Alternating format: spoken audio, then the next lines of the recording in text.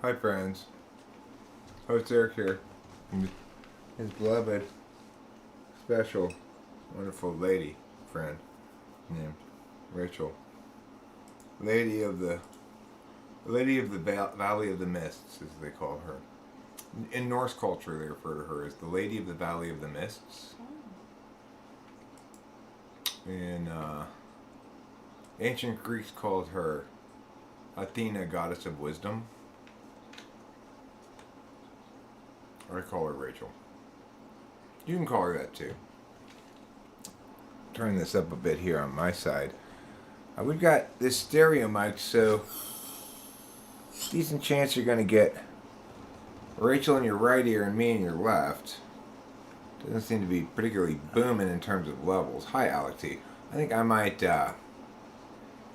apply a little bit of... Oh, just have a little compressor on it already. Let me add the output gain a bit. There, hello, mic check. Is that a little bit better? Not really. Alright, well let me turn down the ratio. And I will turn up the output gain a little bit more on the compressor. There. That should be good. Mic check, mic check. That's better. Hi, Eliana Diaz. Hi, Alec T. Rachel and I are live streaming in stereo today. Stereo. So you may find that Rachel's coming in your right ear and I'm coming in your left ear. I am going to talk about something topical. What does one do when one experiences too much Ericyness?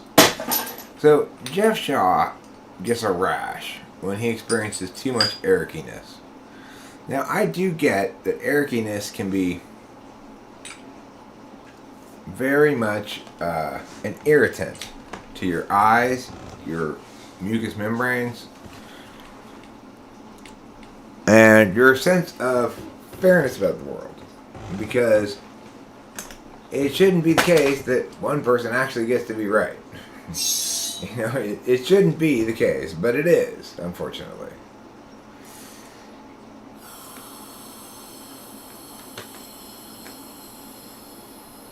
Most Indo-European related cultures have a mythology whose genesis starts with a great flood event. Some cultures that aren't Indo-European all start with a flood event. I'd write more, but YouTube, no, not enough characters. Well, so way back when, this was 3.8 billion years ago, I came out onto the Earth, and at the time, there wasn't a whole lot there. It was just air. Where it came from, nobody knows. And a couple of little plants, but not really worth even looking at. So little. Back then, I laid down what were known as meaning slab stubs in various key locations around the world. Now these meaning slabs then proceeded forward along with the world's progression. And what happened is, essentially, there's this big drainage hole that people don't know about except for me. And it's in this tucked away corner in one of the oceans. I'm not going to tell you which one. And it turns out I had accidentally plugged that drainage hole with one of my meaning slab nodes. And I didn't realize it until the whole world was flooded. And obviously, this flood story, this great flood story, has then appeared in various forms in many of the writings of ancient peoples because it was such a dramatic event. Have I ever experienced total silence? No. I'd have to be in a what do they call it? A sensory deprivation environment to do that, I guess. Eric, don't create a histamine release within me. I've been known to accidentally walk through poison oak, though. I had poison oak once as a kid. I was always alerted to what poison oak looked like and that I should avoid it from early on. So I didn't have a lot of experiences with actually suffering from it, but it's quite common around here. I remember my mom got it bad a couple of times. And if you do get it, the worst thing you can possibly do with poison oak is to take a shower with hot water and soap. You will spread the poison oak oil all over you. The best thing you can do is take a cold water,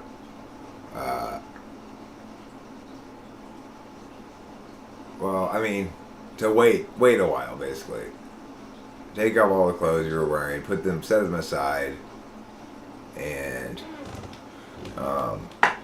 put on new clothes, and try not to spread the oil around, onto your body, because that oil will spread around on your body as you're trying to soap it, and it gets everywhere, and then you get poison oak everywhere.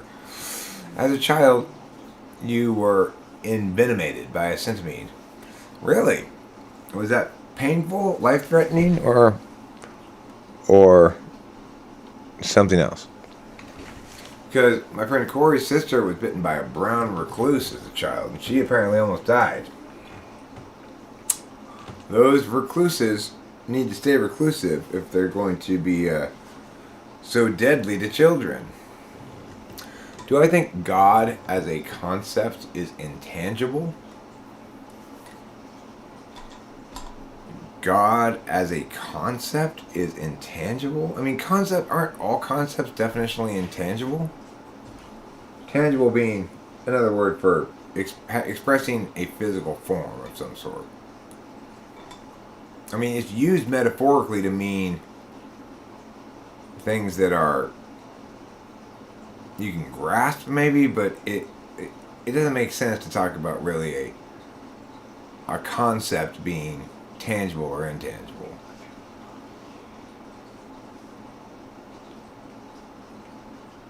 I mean, the thing is, conceptually, if you wanted to define God in some kind of a meaningful way, you'd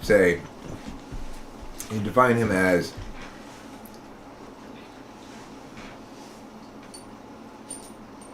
the grand observer we must infer in order to model ourselves as moving through a single concrete reality.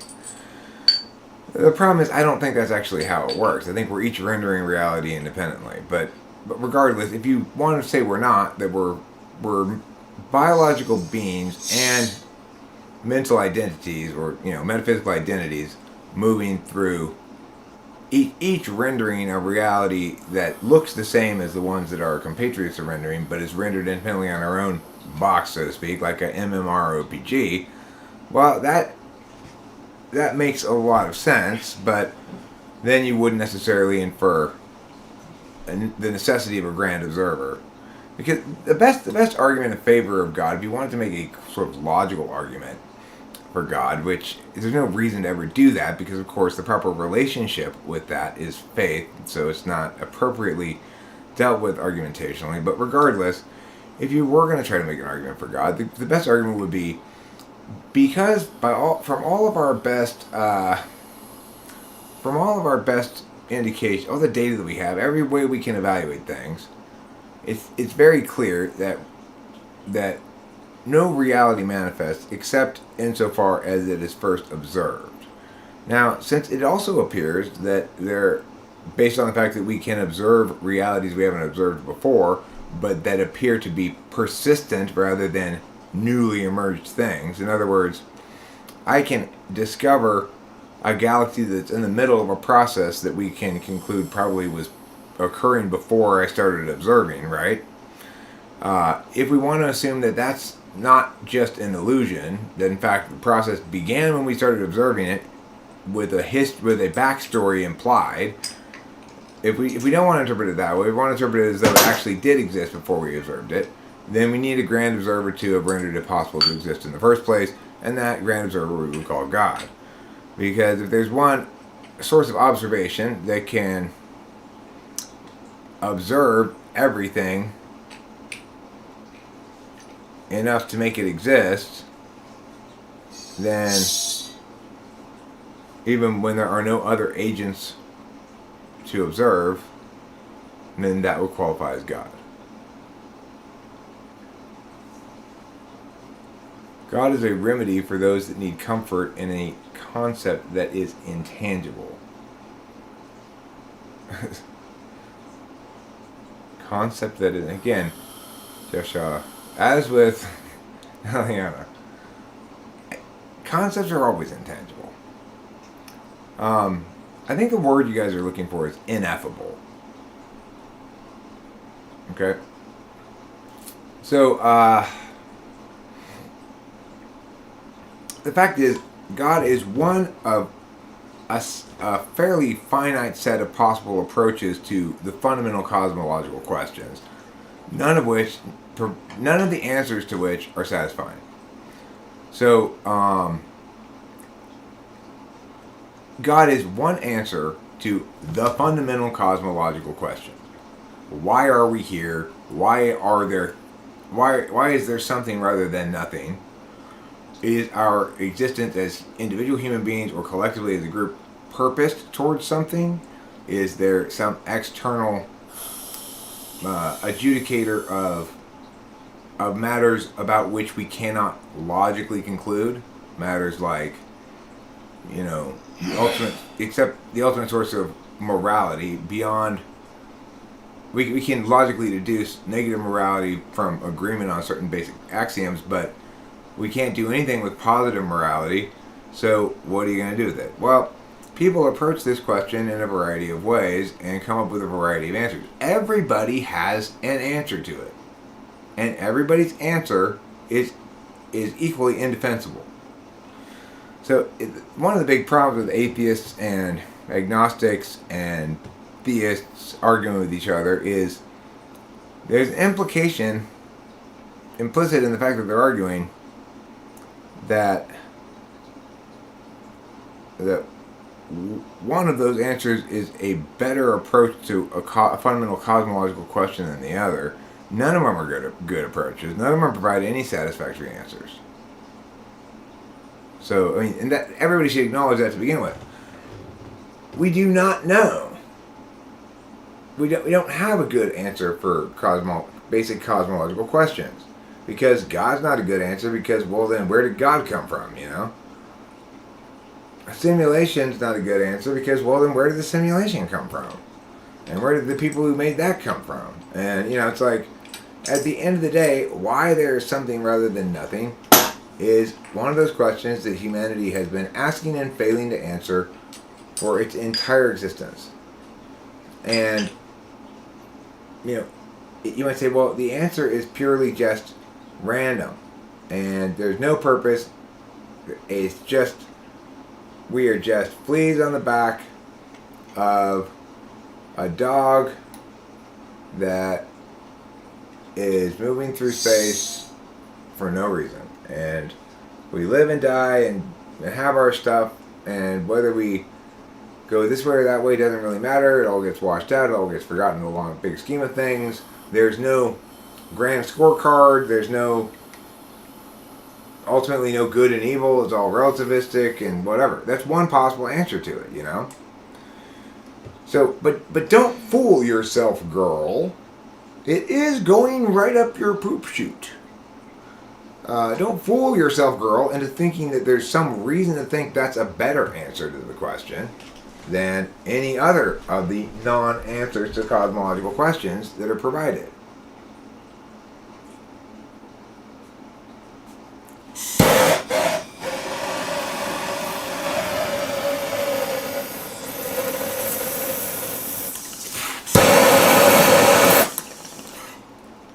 What God does, if used properly, is allow a rationalist to effectively, wisely and correctly incorporate magical thinking into their frame of reference without running afoul of losing their fundamental rationalist framework.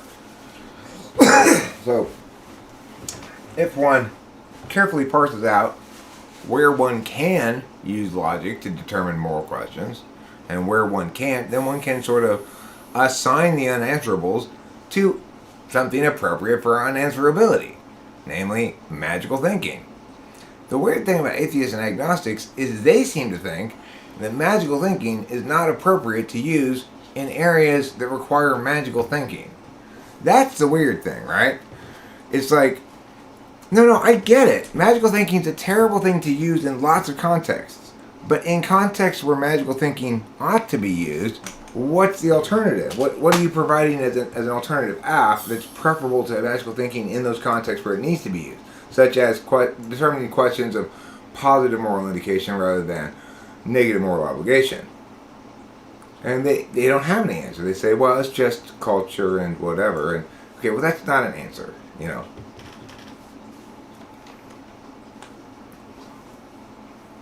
Is the Big Bang a thing? You want to put a link in the chat? C18? What do you want to link to? Should be a link towards me and Kitty holding hands. Stop with God, man. It's very individual and okay by that metric. The fallacy is that it is preached. It is a good outlet, just not universal. It's neither right nor wrong. I mean, are you listening to me? Because it seems pretty clear that you're not responding to what I'm saying. Yeah, you're not listening to me, right? Okay.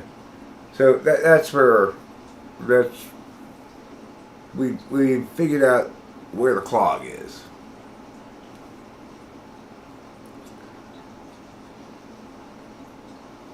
Are you a classical theist, C18? Is that what you're saying? What I'm saying is simply this, that there exist unanswerable or heretofore unanswered cosmological questions. All of the answers that we have don't really answer the question. There's no meaningful, satisfying explanation for why there's everything and not nothing. If we simply say, we'll call that thing that's the reason God, we're not doing any intellectual work. We're not doing any intellectual work at all.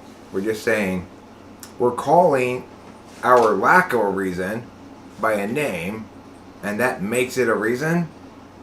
Or something? No. That's not doing any intellectual work. So,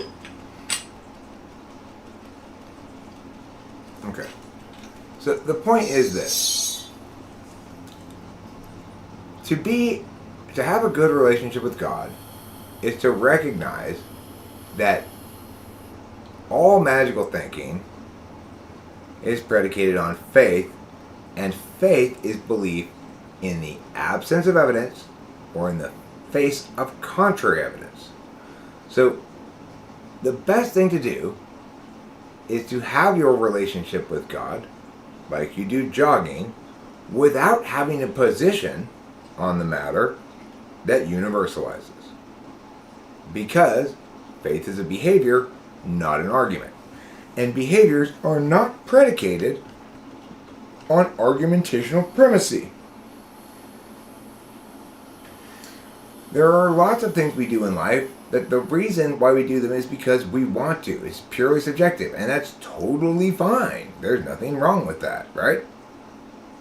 I don't need to justify my decision to play frisbee in the park instead of playing on the swings with any reason other than I preferred it, right?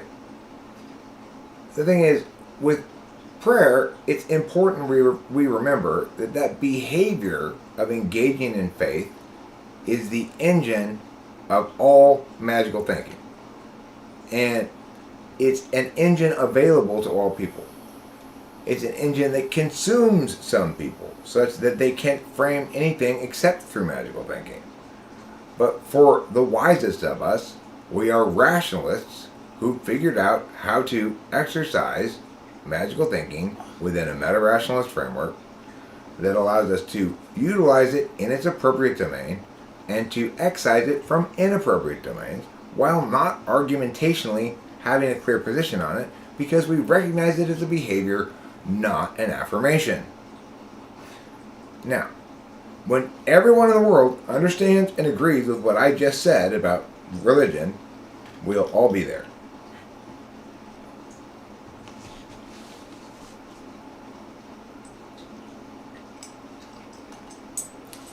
Well, no, faith definitionally cannot be supported by reason.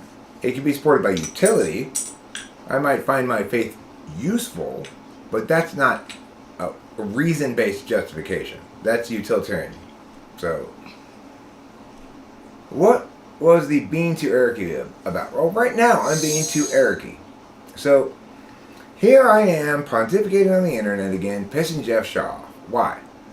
Because I'm such a know-it-all who seems to think he knows everything and is right about everything, and is often not particularly pleasant about it. Can be like directly negationary, where he could be a little nicer, etc. And there's a lot of shit, a lot of reasons to critique Eric for being too Ericy. And the most infuriating thing of all is that, in fact, I am the most right, and all those other things, all the things I'm saying, they're so infuriating because I'm saying them are true. That's partially what makes them so infuriating. So this is, what do you do with all this Ericyness? I don't know. You just live stream and go, well, I'm just going to spew Ericyness onto the world, I guess, and hopefully I'll get enough Ericyness out of me that it doesn't cause me Ericyness poisoning during the night.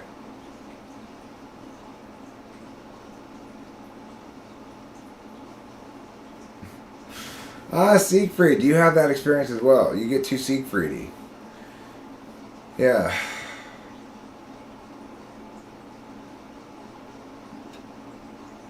More darkened enlightenment?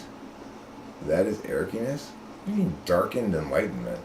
I'm not enlightened, okay? I've already explained about enlightenment. And how it's... What is it about me that you see as dark? I am so transparent and ontologically forward in my goodness and honesty and openness and openness to critique and willingness to answer questions and just, my open moralistness, that I cannot imagine anybody seeing me as darkened. Like, what are you talking about? I am a straight up, no apologies moralist who affirms the good and condemns the wicked in no uncertain terms. How could you possibly call me darkened? I self-identify as lawful good, not chaotic good. Why? Because I'm the opposite of darkened. I walk an ever-narrowing path of honesty, truth, and justice. I'm not perfect, but to imply that somehow I'm this tragic mix of dark and light is you are either projecting your own shit or you're making up a character for a story that's not based on real people.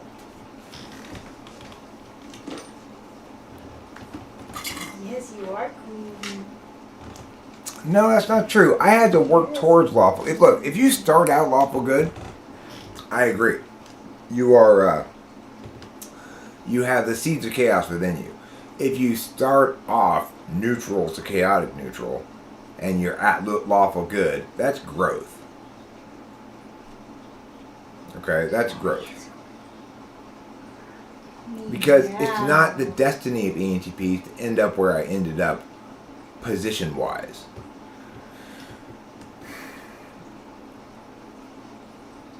We are empowered to both use and spin and ignore the truth concurrently. And that can be a dangerous Karl Rovian kind of combination of bullshit. It turns you into some kind of bullshit artist. Or it can turn into Obama, who's so busy, spinning, creating, and ignoring the truth that he becomes president only to realize he doesn't really know why he became president, or what his agenda is, or what he's doing. He doesn't know what he wants to do now that he's president, really. He wants to do this healthcare thing, but he lets it get so far away from his original vision that it can't, in any meaningful way, except on an FE level, be said that he got what he wanted at all. Like, that's the example of how that's the destination for most ENTPs. I'm anomalous in that regard, not anomalous entirely, but I'm the exception in that regard among ENTPs, in that I have become what you might call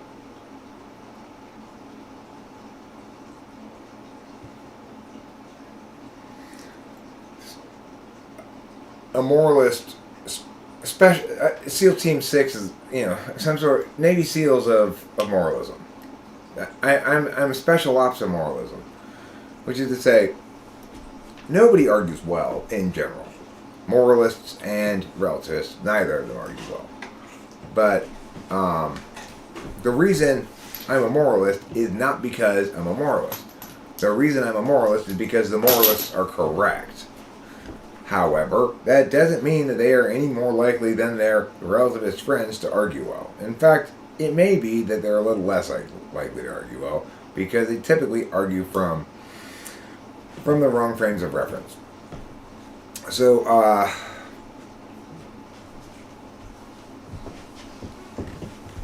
in that regard, I function kind of like the moralist special ops. I will not only go be a moralist, but I will win all the arguments about it as well, because I won't make the wrong arguments, and I'll make the correct ones. What initiates corruption? Something outside us or an item within? What is moralism? Moralism is the basic position that there are rights and wrongs, and that cultural differences and stuff don't excuse deviation from those rights and wrongs when those rights and wrongs are moral in nature rather than prescriptive, when they're normative rather than prescriptive. So, like, when you hear me condemning Islamic culture for its immoralness, I am pointing to specific embedded cultural attitudes and treatments of, say, atheists who are denied freedom of conscience, of women who are denied equal rights, so forth, right? So forth and so on. Well, I mean, how can anything be something other than right or wrong? Oh, Jeffrey, that's so beautiful. Lots of things are other than right or wrong. Isn't that beautiful, everyone? Isn't that beautiful, F.I. Polar? It's so sweet. It's so sweet to see F.I. Polar burgeoning in our youth, the youth of today.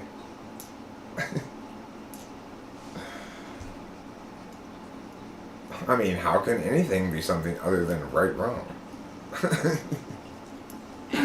Well, like, for example, when you're in college and you met Judy in your psych class and you met Julie in your history class and you talk to both of them and you like them both, there's not a right or wrong answer there, really. It's not like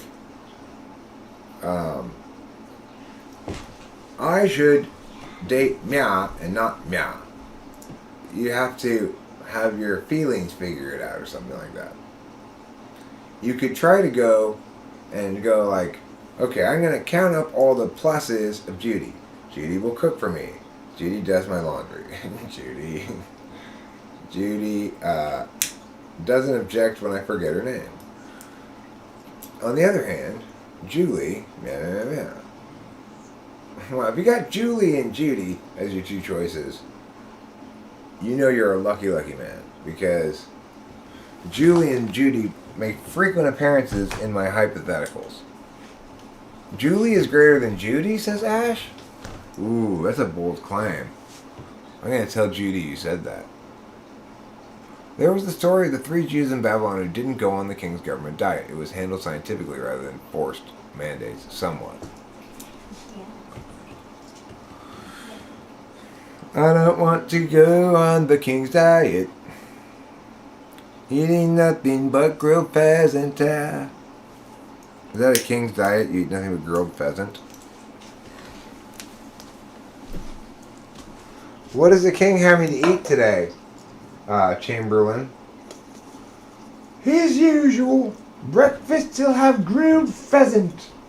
For lunch he'll have grilled pheasant. And for dinner he'll have grilled pheasant with berry sauce. Berry sauce, huh? Yeah, pick whatever berry you like.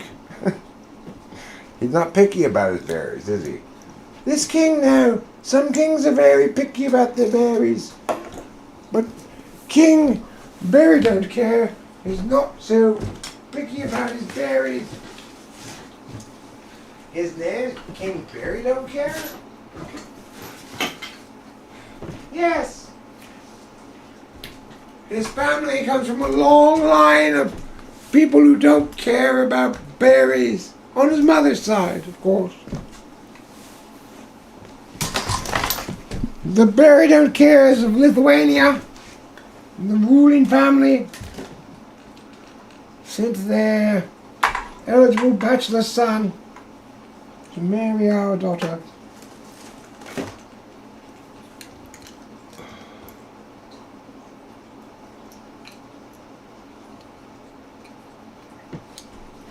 I am not broadcasting that morals are individualistic. Look, Jeff Shaw, it's one thing for you to say. It's one thing for you to say things that are just enigmatic nonsense. It's another for you to actively misrepresent a statement I made. I have never, in any way, shape, or form, claimed that morals are individualistic. I've always been a universalist regarding negative moralities, and a particularist regarding positive moral indications. I've always said that. So you're completely lying.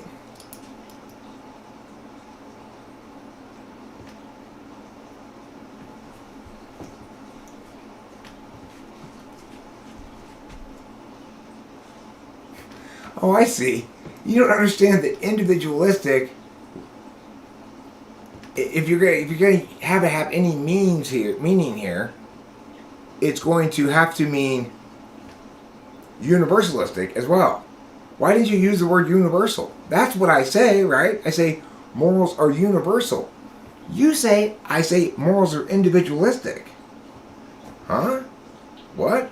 I do agree that correctness follows from a culture that values individualism, but those are unconnected. I have never said that the reason why, nor is anything predicated on anything, it's like it's irrelevant to this current conversation anyway, that the universality of morality links to the prioritization of individualistic cultures. I'm just saying that individualistic cultures are more likely to uphold universally morally true things.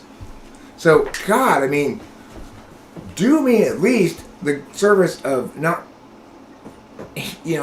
straw man me, fine. Don't 180 degrees misrepresent my position, please. That's not cool.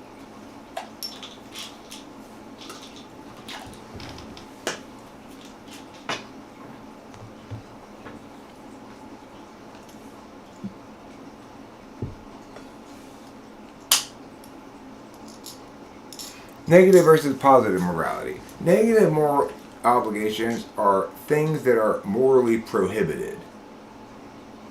Positive moral indications are things that are morally permissible and that an individual may conclude that it is morally obligatory for them.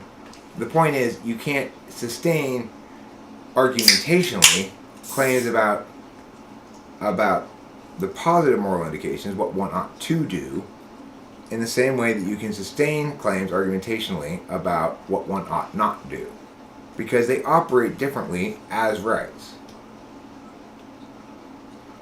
Well, there are positive moral obligations, but they're contractually determined. So when I go through McDonald's and I pay at the first window, McDonald's has a positive moral obligation to give me my food at the second window. But that's something that doesn't universalize, right? That's determined by the particular situation. The reason McDonald's has an obligation to me is not a universal reason. It's because they've done business with me. It's a particularist reason. It doesn't apply to everybody. They have an obligation to give me 4 McDoubles, 2 Cokes, and a large fries, but not somebody who hasn't paid for them, right? The reason they have the obligation is because they have a contractual obligation from having been paid. So that's what a positive moral obligation is. But the thing is, and that's why it's critically important to remember what we're talking about, what universalizes. And this is what I'm saying about faith-based behaviors. Faith-based behaviors are appropriate ways of reconciling our inability to logically draw conclusions regarding what human beings ought to do, or what you ought to do morally, while not, rather than simply falling into nihilism, denying that morality has any meaning, or that anything is. There's lots of other counter possibilities, all of which are worse.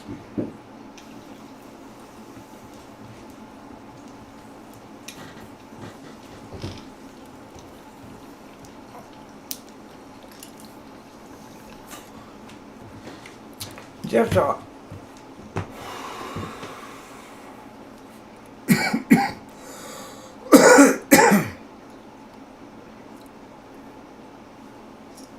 I do listen. Jeff, do you? Because I asked you to explain how I'm in darkened enlightenment, or whatever that means, where the darkness is that you see me, and you completely ignored the question.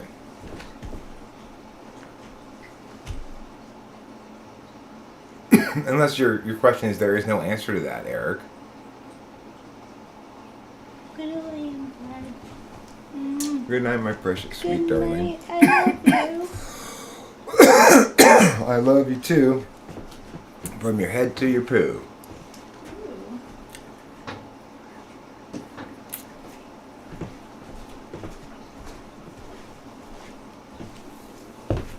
The thing is, the problem with people who try to tell me that I don't listen is that they don't mean listen when they say that. They mean agree. Because unlike everybody else in life, I actually attend to what people say and respond on point. Oh my God. What a great guy. Eric responds on point to things.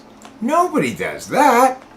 So, of course, you don't, Jeff Shaw. You don't do me the same common courtesy that I do you. Hardly anybody does, right? I do. I afford people that courtesy. I actually respond to what people say.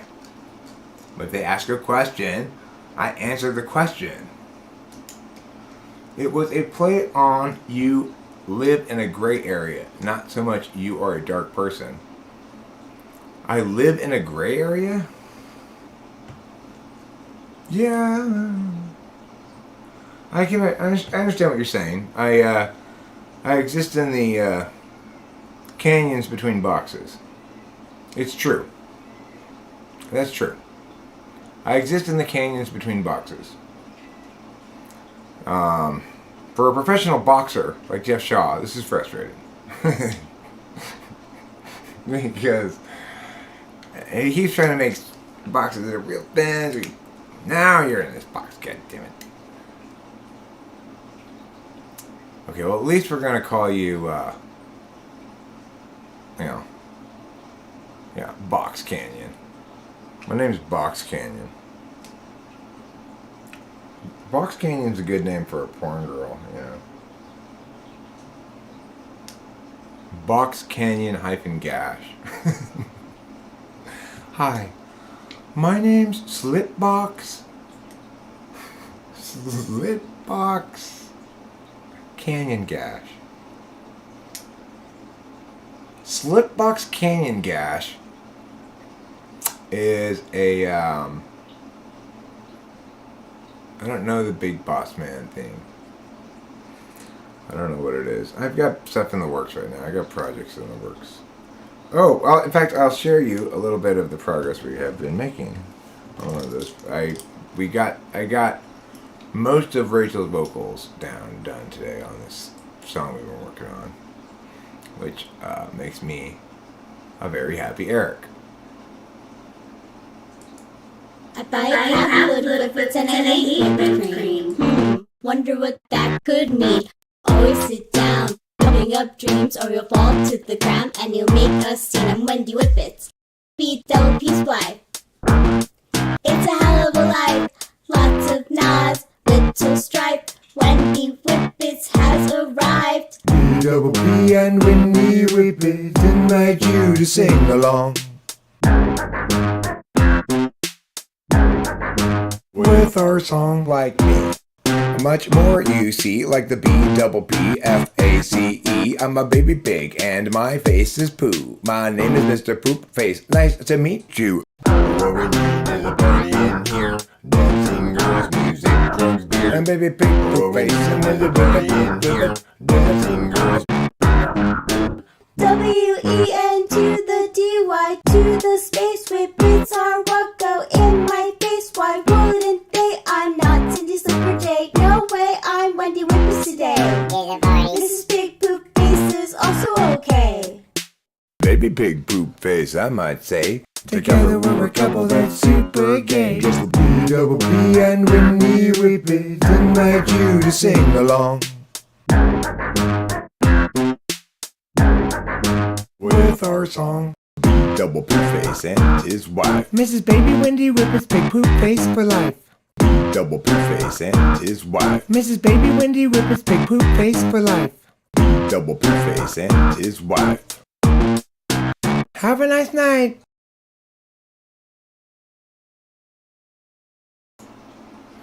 So obviously it's a work in progress, and it hasn't been mixed or anything really,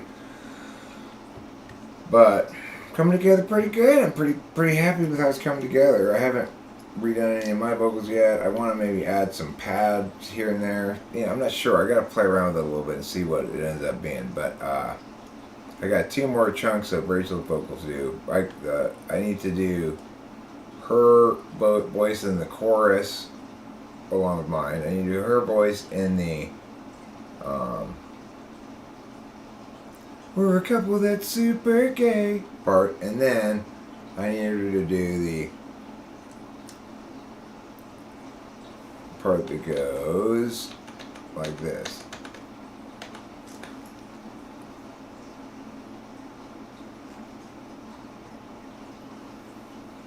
Mrs. Baby Wendy Whippets big poop face for life. She needs to do that part.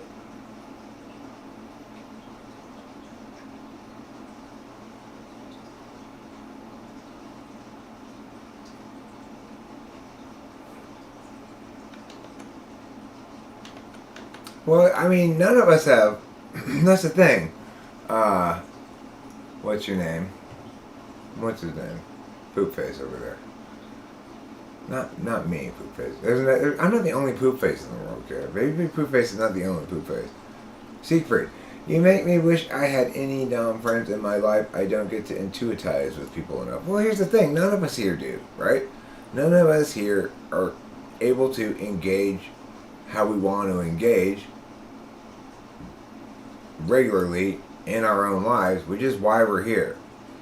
Like, Jeff Shaw brings a lot of pow, but he still ends up here a lot because at least he's among intuitives, you know? He just wishes I would not be so Eric-y. You know, that's the thing. I'm Eric-y. And a lot of times I get too Eric-y. Jeff Shaw says gray areas are good, but not a habitat for forward thought. Okay. Jeff Shaw, look. Stop trying to, when you're saying things, stop trying to imply that I'm not, you're needing to teach me something I'm not understanding. You've consistently failed to indicate anything where I could possibly agree with. This thing here, this metaphor of yours that I'm in a gray area, which is to say I don't really fit in any box, that is not a good place to do forward thought, is exactly wrong, right? It's where non-forward thought occurs, outside of the box. I mean, it's where forward thought occurs, outside of the box. Yes to stare, yes, but not a place to dwell. I mean, the thing is, Jeff Shaw, the point is this. It's who I am. I'm well described by my Enneagram tri-type name. I am a curve surfer. I have always been. It's not always fun being that. And additionally, though, now at 50 years old, almost 51, I'm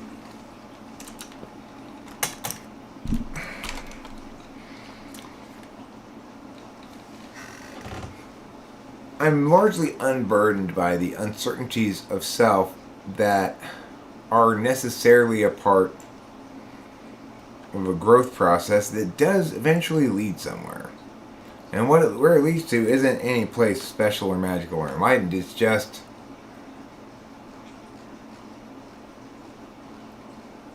you've had for an ENTP like me. It's basically when I experience enough times in enough different variations, certain kinds of engagements, etc. Then I begin to place a little bit more confidence in this or that or the other thing. And my approach to things is such that I compel myself to live in the most self-correcting environment possible, which is to say, as fully transparent as I can be, and as fully open to critique and suggestion as I can be, without forsaking correctness. I think I'm well positioned to be this person, right? And I've been doing it for a long time. What's ended up happening is that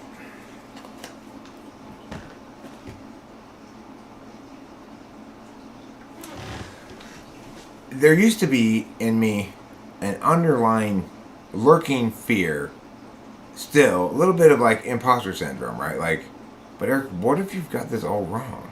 You know, there was for a long time this lurking fear.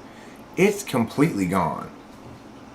I have had enough experience, seen enough times, enough different ways, enough different angles, about enough different things we talk about, that when we are talking about statements that ought to be affirmed or ought not be affirmed, frames of reference, and where and how we ought to understand them, and where and how they should be applicable, and where and when they universalize, and where and when they're particular, that, like,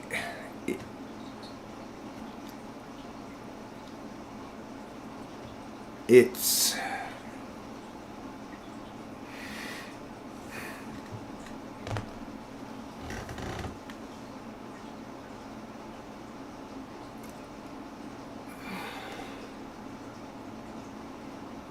how can I put this?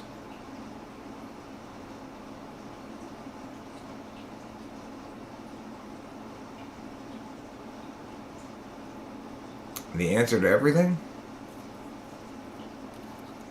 Genuine American Marlboro Red Shorts.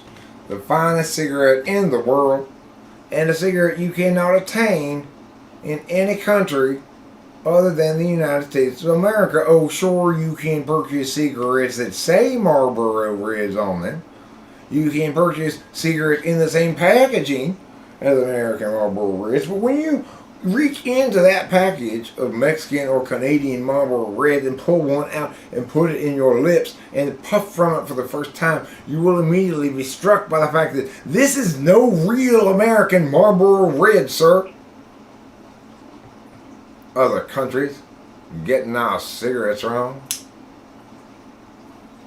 God bless America.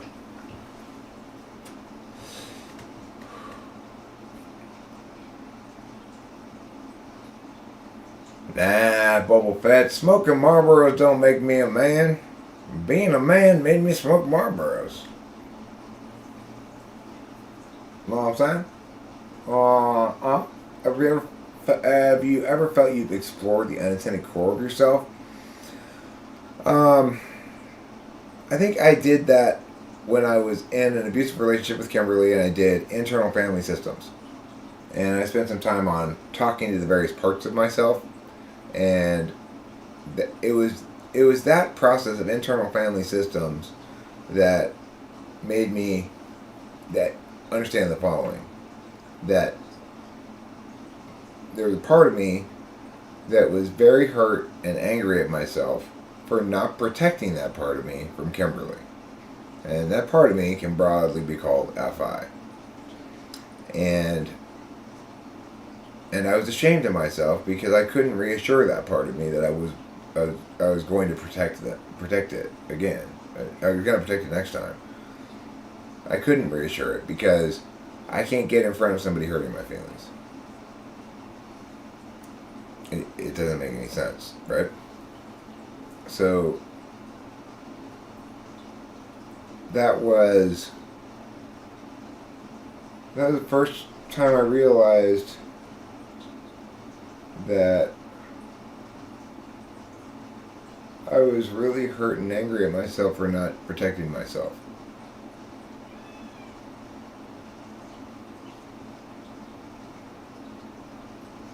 You know? Because that's the thing. It's not like ENTPs are prone to using people and tossing them aside or anything of the sort. Certainly I'm not. But I am very susceptible to, in personal relationships, being mistreated and putting up with it for a long time, as I learned in that relationship. Is there something more inside the act of waking up in the morning than the act of the thing itself? Waking up? Well, it depends on the day, I guess. Like, today was a terrible day to wake up because when I woke up at 12:15, I once again flaked out on Chloe after I had a conversation with her mom yesterday about flaking out on Chloe. I couldn't believe I had done it. I couldn't believe it. I was like, oh, fucking hell. And yeah, waking up is significant. And on a normal day, if I don't wake up with like, oh fuck. I talked to her after later though, and I said, look, I don't even know. I'm embarrassed. I can't even tell you what to say about that. I mean, the thing is, it was the same thing as happened the other day. I woke up in time, but I woke up a little too early, and so then while I was waiting for the thing, I fell asleep again. And, anyway, that's happened twice recently, and it hadn't happened in a long time, and then it happened twice. Bam. Well, it's something I'm going to have to police better, obviously, and hope that it's incidental clumping of data points rather than indicative of some trend. I don't think it is. I mean, I will take ownership of it so that it won't be, if it were to become one.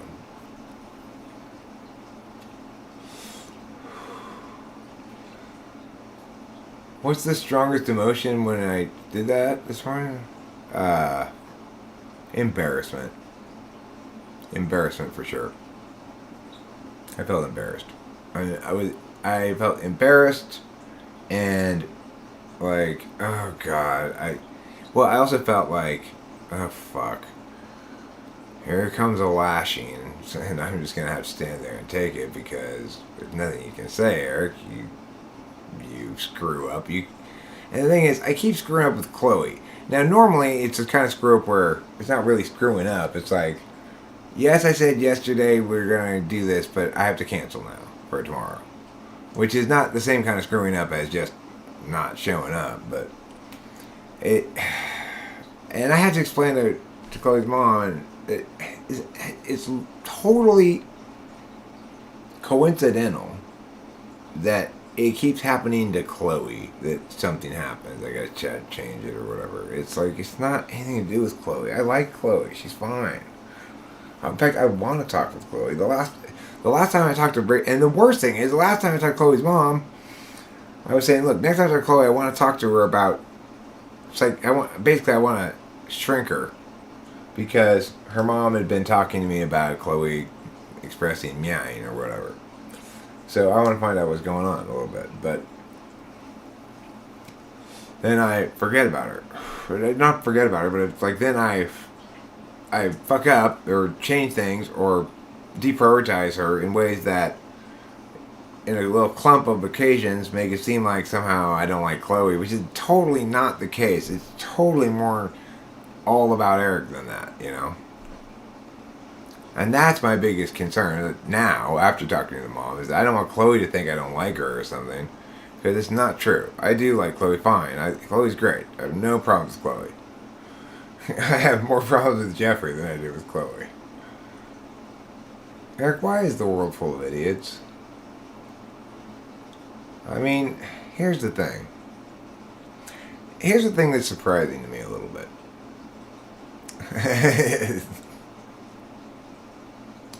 I'm just joking, Jeffrey. Just playing around. I do not have any problems with you at all, man. You and I have no problems. We just sometimes don't see eye to eye on things. Sometimes we meow. Jeffrey fucking busted my chops the other day with good cause when I didn't read what I was supposed to read before I talked to him, and then tried to like play it off like, well, I don't even know what we're reading this for anyway. And he just called bullshit on it. And I was like, oh, why am I so unprofessional?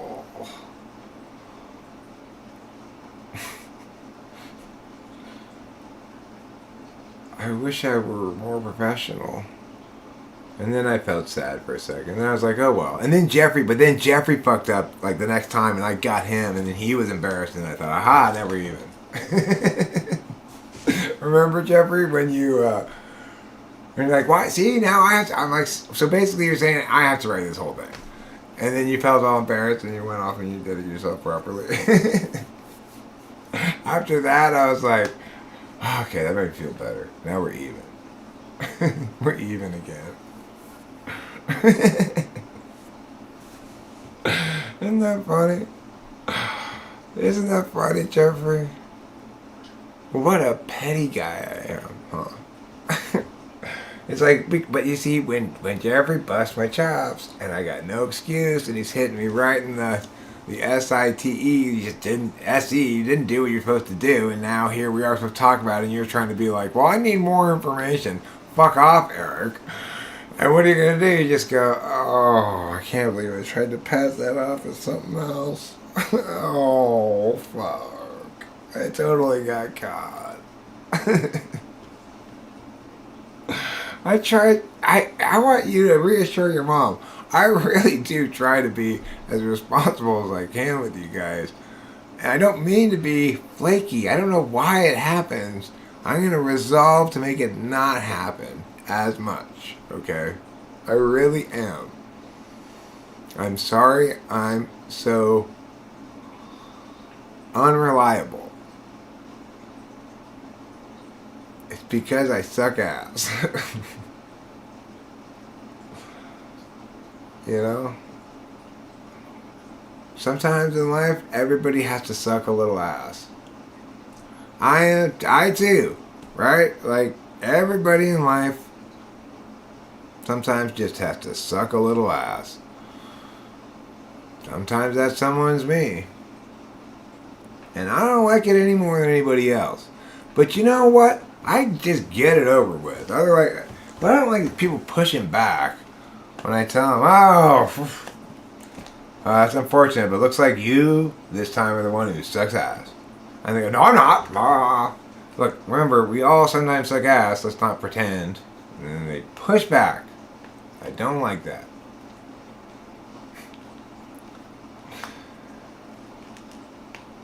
Let's see here.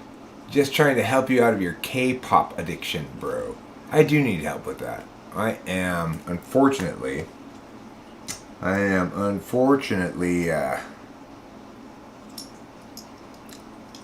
totally addicted to, what's that band called again? The one that had a McDonald's meal.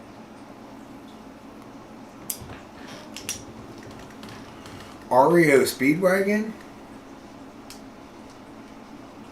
And Ass Sucker says, what? Yes, it does. BPD or something? No. What was that band called? It was so popular a second ago? BTP or something like that?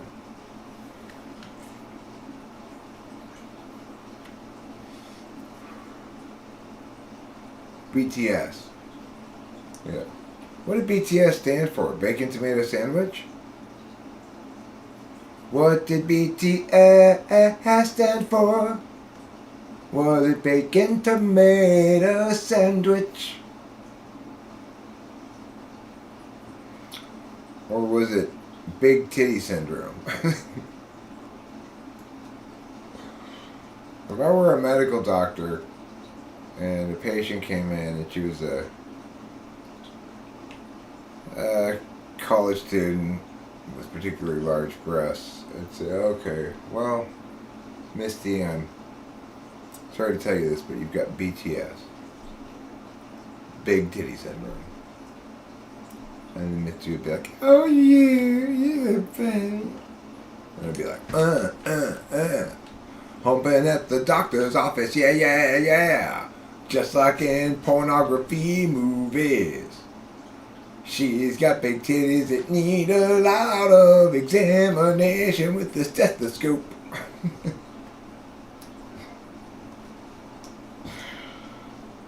Anyway. The truth is, there's no legitimate reason, medical reason, for a person to use a stethoscope on a breast.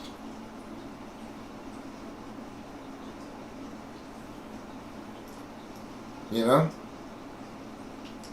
So if you are a woman and you go to the doctor and the doctor says, here, let me put this stethoscope on your nipple and listen to you breathe. There's chest right here between your boobs. They can pretend not to notice that part, but they're lying.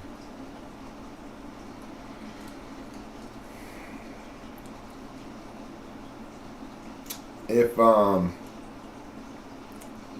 you're a lady and you go to the doctor and they say, I need to look in your vagina, I might have lost my keys in there. They're lying. Don't believe them. Unless you have good reason to think that they might have lost their keys up in there.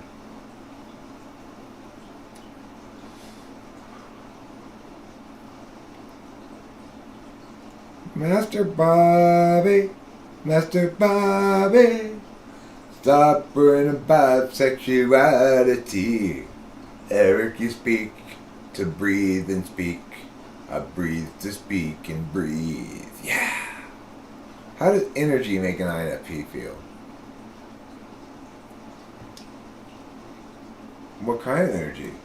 Electromagnetic energy? Like how does molten lava, the energy of molten lava, make a person feel? Sad.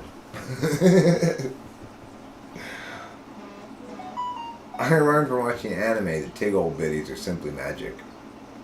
Anime makes that pretty clear. You know. I'm watching the most porny anime right now that's not technically a hentai. Bloody armpits. I've never smelled a bloody armpit before, so that doesn't really... I have smelled keys, so I guess I know what bloody armpits smell like now. Is it human blood? Pig blood, huh? They smell like human armpits smeared with pig blood? Ah, the ancient Celtic tradition of pit blooding. Said to bring out the sage in anyone. Every item has a vibration. The molecules speaking to each other. Stillness is the quickest movement. Stillness is the quickest movement? Is loud the quietest quiet? Is tall the shortest short?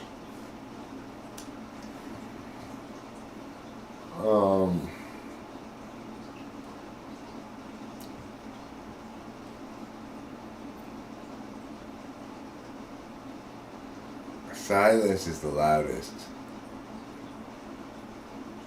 Okay, silence can be loud, But can screaming be silent? It's not subject to the commutative power, the commutative property.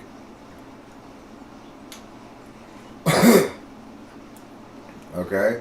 So it is the case that silence can be loud, but it's not the case that screaming can be silent if I'm actually screaming. Okay, what if I'm in space? If I'm in space, fine.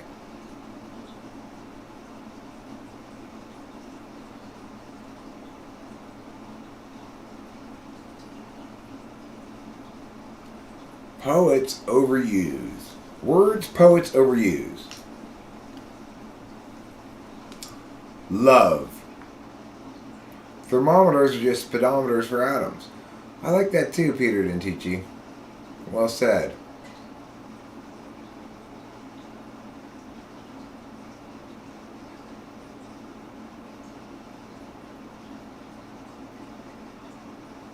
But Rachel asked an important question. Is it possible to tan your butthole in space? We need to have a little bit more conversation about this exciting new movement, butt sunning. I have no reason to believe this to be the case, but I'm going to posit that out there on YouTube are women who have made videos explaining the positive health benefits of tanning your butthole. I'm going to posit that vitamin E is necessary and you get it from the sun, but you don't get any on your butthole normally.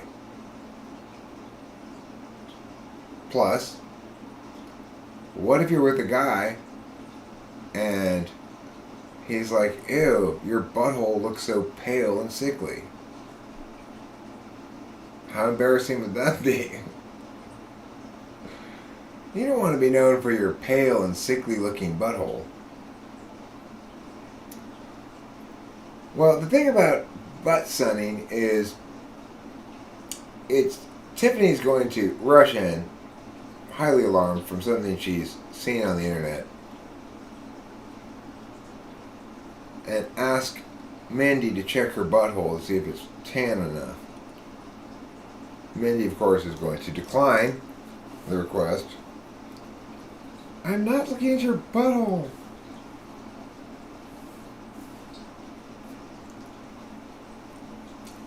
If anybody's butthole is tan, it's yours. You never have any clothes on. Why are you Eric? Why am I Eric? Ooh. Well, because my physical body comprises a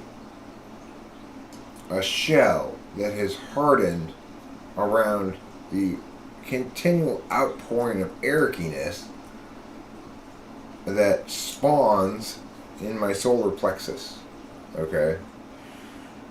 And the reason I'm always talking is because it's not like, it's supposed to be like a fish tank that has a hose trickling in such that the filter running and the water falling evaporation rate equals the amount of water going in. But my solar plexal Ericyness spawning spout is turned up too high. And that's why I have all these videos and stuff on the internet, because I have to spew Ericyness onto the world or else I will explode. And then there'll be no more source of Ericyness, I guess. It'll just be non-Ericyness from that point forward. You don't want me to explode, do you? Eric, are you and I outside of the facts that happened to you? And if you are, what is that I? Am I an I outside of the facts that happened to me? No. I mean, okay. The facts that happened to me. Well, see, there's the problem with that question, right? You switch voices. Write the whole thing in active voice. Write your question in active voice with actual agents who do real actions of some sort. Because by switching into passive voice there, you're just playing a little language game.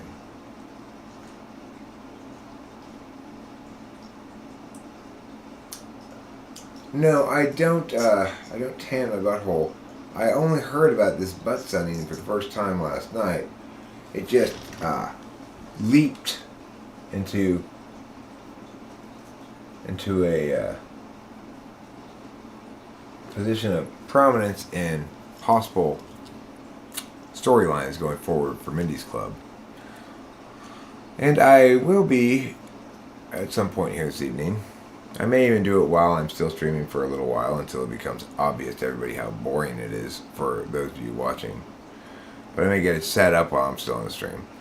I need to make a couple of new, I'm out of scheduled ones. So right now, Mindy's Club is on hiatus, quote unquote, for 6 hours or 8 hours or something. But then when I begin uploading again, I'm going to be scheduling at 3-hour intervals instead of 2-hour intervals. Try to make it a little easier to stay ahead. And I may even consider going down to 4 hours or possibly split the difference 3.5. There is an optimal number of shorts that you can publish in a day, I think, but I don't know what it is.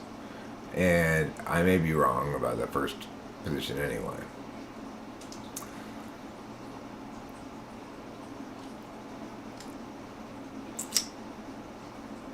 Yeah. Mindy does need a theme song.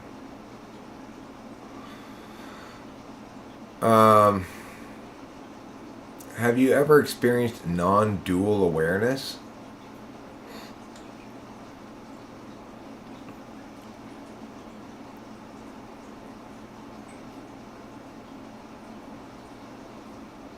Have I ever experienced non-dual awareness?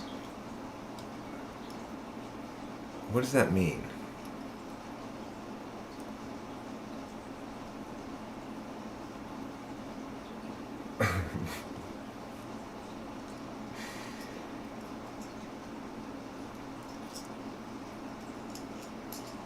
I like that sentence, Nicholas Watson.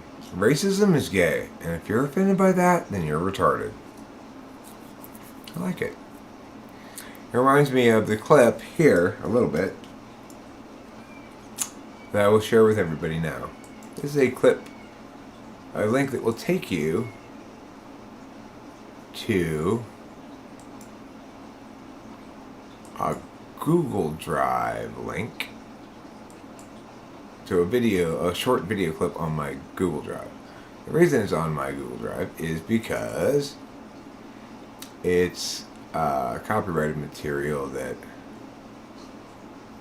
I wanted to keep little clips of it because I thought it was the sort of thing that people sometimes need to have expressed to them in video form rather than my words, you know.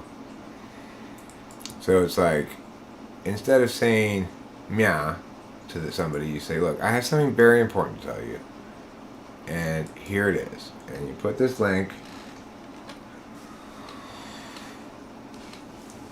and that helps. An enlightenment experience, like you lose your sense of self. There's no boundary between self, environment, and thoughts. I never have. That's my understanding of it. Well, yeah, I had that kind of experience on DMT not that long ago. I've had it on mushrooms where,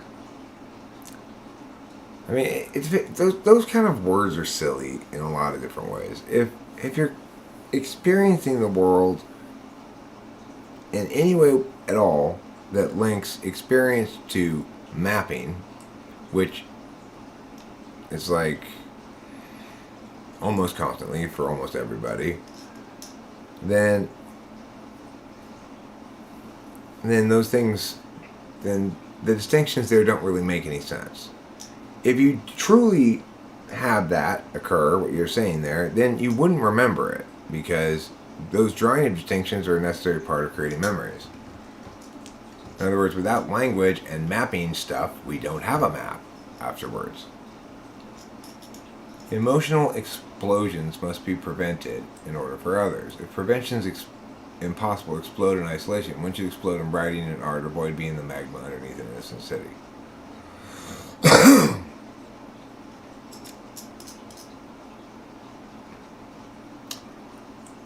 I mean,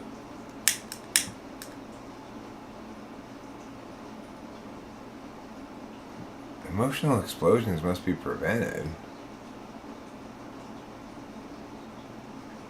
I mean, I generally assume that if I'm emotionally exploding, I am not serving my interests well, or anybody's interests really well, but that to talk about that is to miss the point.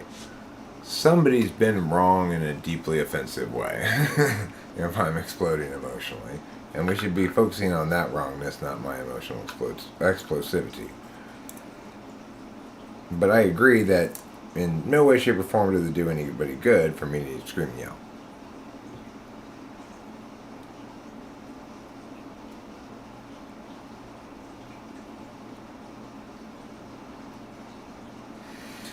And that's the thing about non-duality and not drawing any distinctions is then, have you lost the capacity to draw distinctions? Is it simply then, is there a larger time gap between the drawing of distinctions than there was before?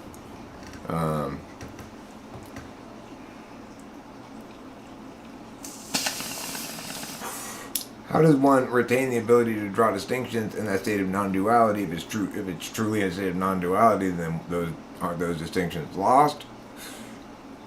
You know, there's a lot of questions to be made. The point is this: when people talk about states of non-duality and so forth, what they're really trying to do is use language to affirm some magical thinking thing, usually about either Zen kind of stuff or drugs or crystals or whatever. And when we remember that it's helpful to step back and go, what are the purposes, what's the actual purpose of these words, affirmationally or negationally, then we go, okay, that's what's going on here, right? Like, this person wants to affirm the value and primacy of certain frames of reference that don't require rational deliberation.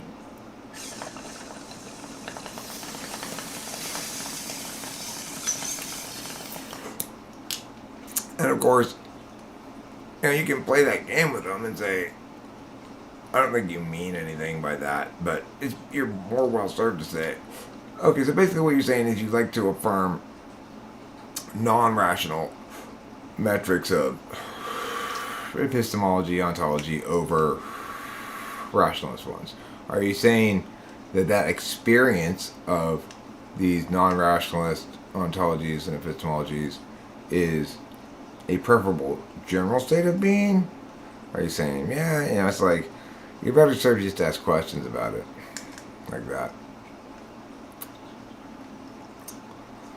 The bottom line is, it's not worth getting mad about, because whenever we instead of responding to the wrongness, instead go, okay, here's why you're doing this. Like, okay, I mean by that, not here's why so much as, okay, here's how your argumentation is purposed.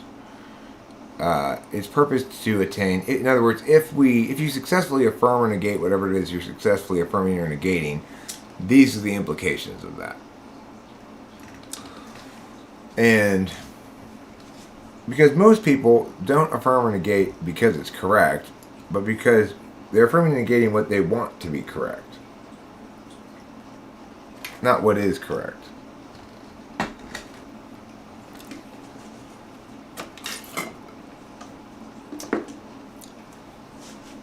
And I guess you could say that it's always the case that that somebody making claims wants to be correct, but there's this additional frame of being correct over time and being correct on again various metrics. So one metric of being correct is propensity to be corrected, or willingness to be corrected. Without multiple instances that I can point to of others correcting me, and me graciously, without, or at least not without pushback, going, cool, let me make that update to my map, I can't very well expect others to respond graciously when I suggest the same to them. So there's that element, right? There's also the element of making the advocacy that it's a good idea for them to listen to you, and maybe since I've negated what you've said and shown that you don't actually have a good reason to believe what you say you believe, maybe you should withdraw your affirmation of that thing until you've got more reason to affirm it. You know?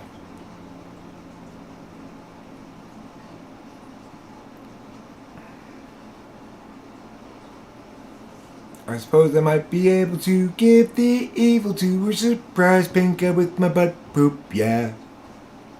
With my butt poop, yeah. With my butt poop, yeah. With my butt poop, yeah.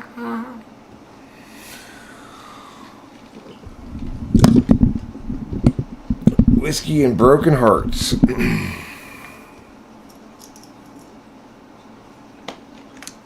Ain't nothing I like better than... In a recent video, you talked about what ENTPs don't say. You made a reference to Iron Man. You said, don't build things that work. Well, Jeffrey, I would remind you how much difficulty you had successfully getting pieces of a keyboard to fit together.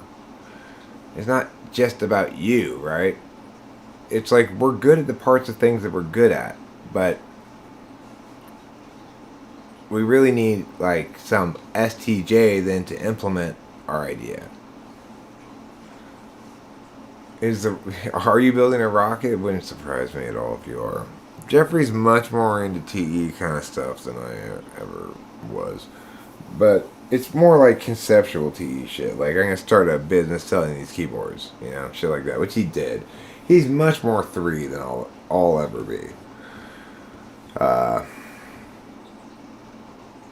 And he's also, though, not nearly as free-spirited as I am.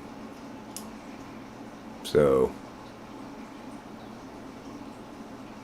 he seems to embrace the idea that he's going to work hard and accomplish things. Which, you know, good for him. I think it's not bad. Am I very sure of his penis? Oh, yes.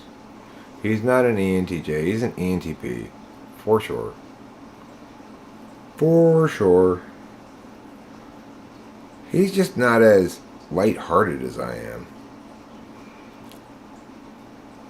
He comes, I mean, look, when his parents are very high achieving, right? They've got pretty conversation worthy jobs. And his mom, I mean, you know, his mom's his mom. His mom's like, you want to see some hand wringing? I'd like to hear one time the following letter come out in conversation. C. We don't get down to C. We get hand wringing at B, okay? 91. Oh, there's a lot of hand wringing at 91. 90. Oh my God, the hands are ringing like crazy. 89. The world has ended. The world has ended. We've got to do better. Jeffrey has got a B on something.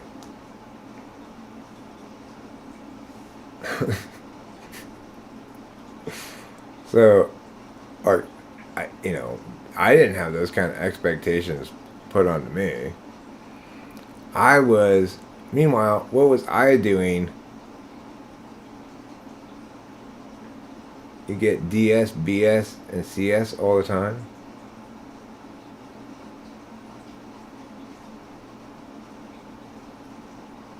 I don't know what those things are.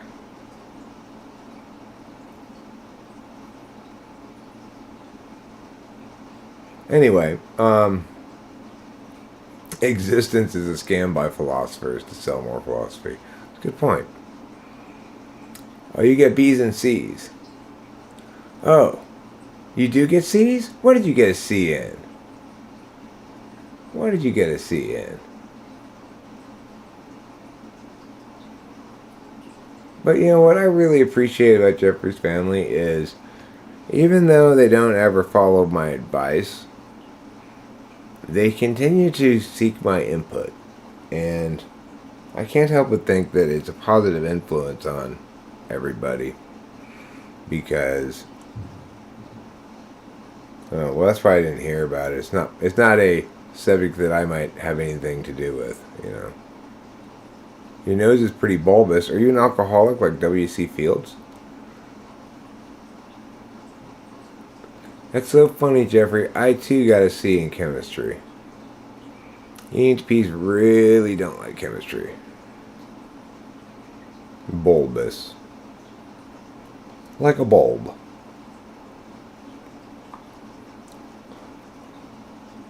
My bulge is very bulbous, said bulbous bulging bulb. I said bulbous, not red.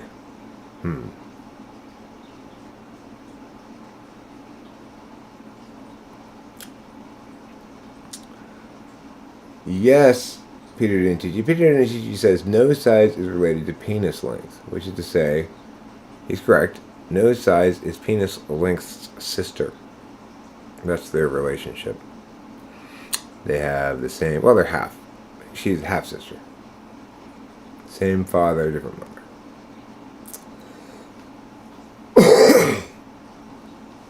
I like the alliteration in butt bomber, but I was thinking shoot shooter as well. I think shoot shooter sounds better. You can go PG with it. Shoot shooter.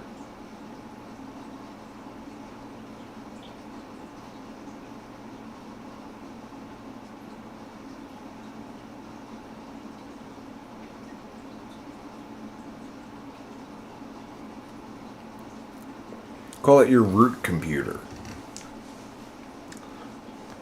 Root computer, activate.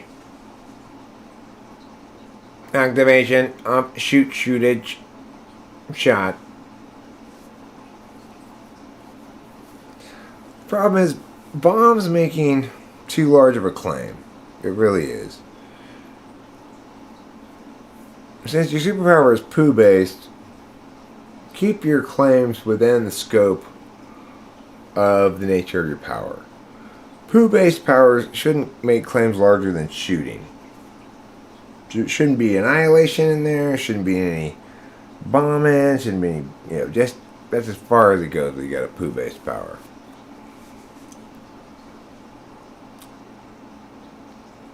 Scatapult?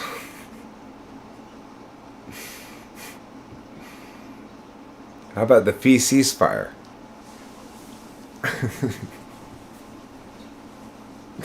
I like the feces fire.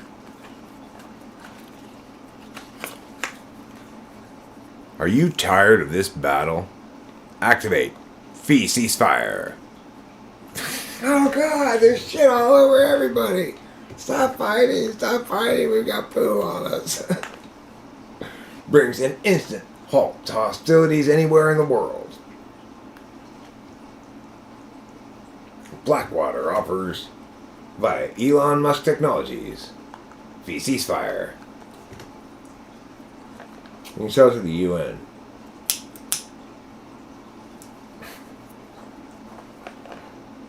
That'd be a great plan. If the UN in general be like, okay, here's my plan. Everywhere there's people fighting, we need to have a big ass fan sprayer thing and this massive vat of human shit behind it, and just shoot this huge mist of shit at them until they stop shooting guns at each other. What do you think? There's a biological household. They're shooting guns, motherfuckers. You're not going to stop them by shooting them with water. The only way you're going to get stop them fighting is to grow without violence. Is to make it them too grossed out to continue fighting. With its patented aggression suppressing shit mist, the ceasefire and its shooting technology are the peacemakers, UN peacemaking forces of the future. There, just solved war. That easy.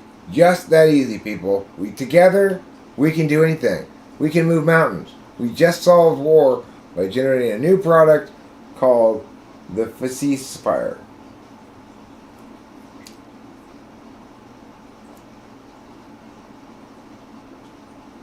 Our patented human feces is supplemented with gun-clogging goo. Sure, why not? Why not, Peter? Yeah, let's toss in Peter's idea. Seems good. See, this is a true idea by committee. This is the way idea by committees come out. Perfect. On the topic of violence, when is use of force by a citizenry against its government justified? Well,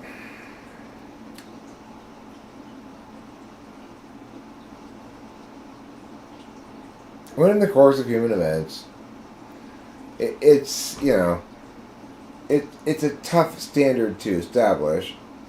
Certainly, there has to be a persistent inability to attain legal remedy to legitimate complaint. Okay? The basic job of government, more than anything else, is to provide legal remedy for people who have legitimate complaint. So if your shit gets stolen, you have something legal you can do about it. If it fails to do that, then it's not adequately governing. The other thing it needs to do, beyond anything else, is sustain infrastructure, which is to say, roads, water, power. In America, we've privatized water and power to some extent. I mean, it's a clusterfuck of different things in different municipalities, and water rates are always complicated. But the bottom line is,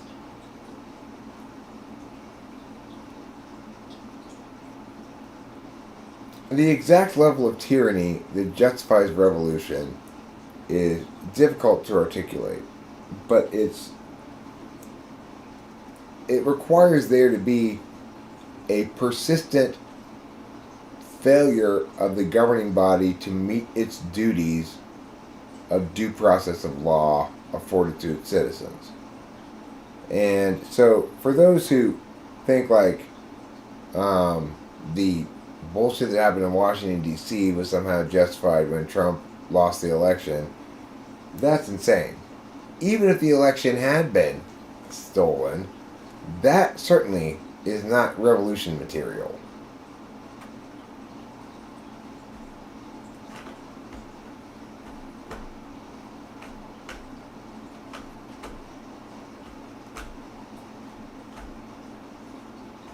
I don't know. I think Rachel's in bed. I mean, I don't know if she's asleep or not, but will you stop being appointed or disappointed in people, Master Bobby? God, nobody wants to hear that you're disappointed in them. I'm very disappointed in you. You don't want to hear that either. I'm not. That's the great thing about around here. I'm not disappointed at you. I'm scolding you instead. Isn't that nice?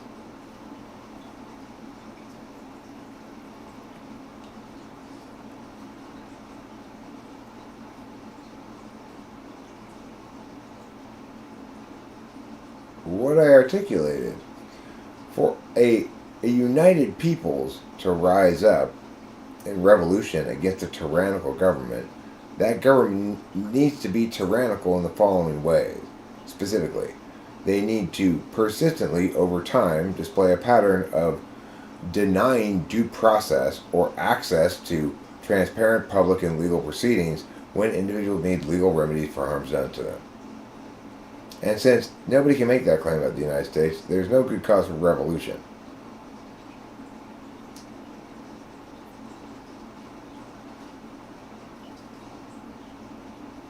In other words, unjust things happen in a sustainably just society. If the society is sustainably just, then revolution is never justified by single instances of unjust things.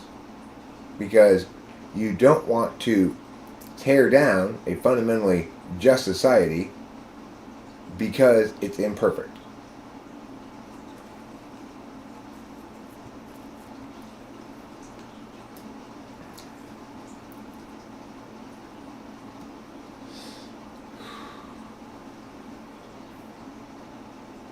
Would it be more powerful superpower to develop terrible acne that when popped produces a terrible flash that blinds everyone except myself? Well, I think if you're going to do the acne power, then you should have different pimples, you know? You should have the 12 pimples of the facial solar system. You know, the facial, what's it called? Constellations. The 12 constellations, or whatever. And each of them, when squozen together, squirt out a different kind of power. Some is fire, some ice, some acid, some mind control.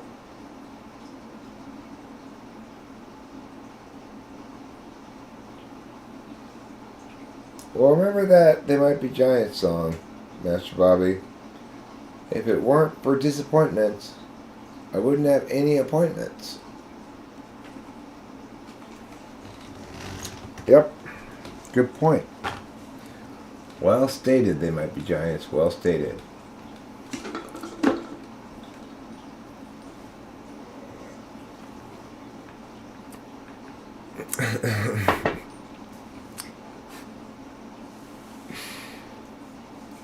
Well, that'd be a good show for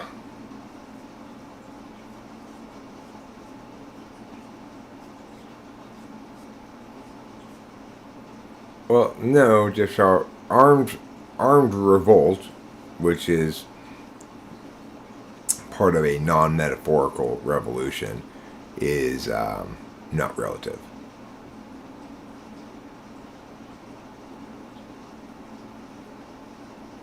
There's either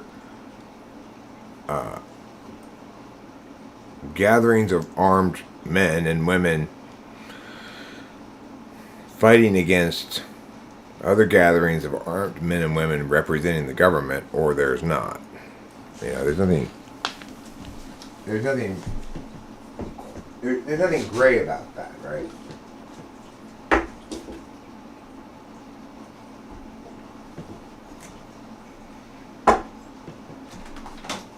And the thing is, for all of your schmeaing, maybe you should think a little bit more about like the impact of your words. What if somebody believes that claptrap you say? That's not good.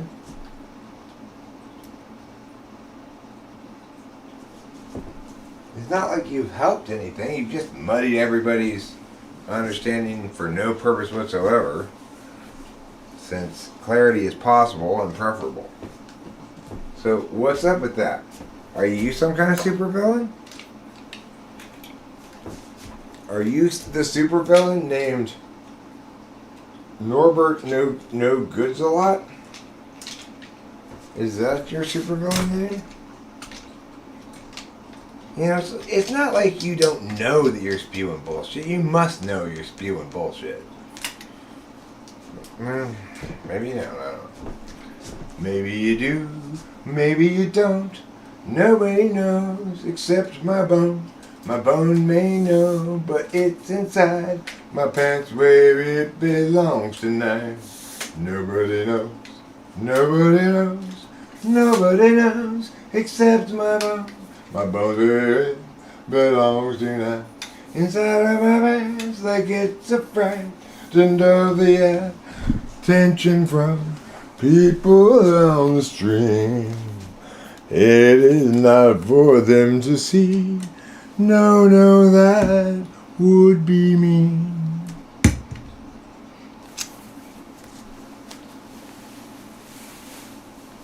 Alright. So, the point is, no vulgarity around here, okay? You can take your vulgarity and shove it. Ooh, I said you could shove it. You can take your vulgarity and shove it. Ooh, you can shove it. Where? Not somewhere vulgar, shove it somewhere clean. Not somewhere vulgar, shove it behind the screen. Shove it back there. That's where you can shove it. Don't be vulgar, and also don't covet your neighbor's wife. Aw, man. Why would Lena Dunham Why would Lena Dunham be canceled? Is it because she wasn't fancy enough? That doesn't seem fair to cancel someone because they aren't fancy enough. Does it now? Lena Dumbham? Is she a dumb ham? Okay, so we got our smart hams. They run $5.99 a pound, and your dumb hams here are $3.99 a pound. Which do you want? Do they taste different? A little bit. How do the dumb hams taste? They taste like they can't figure shit out.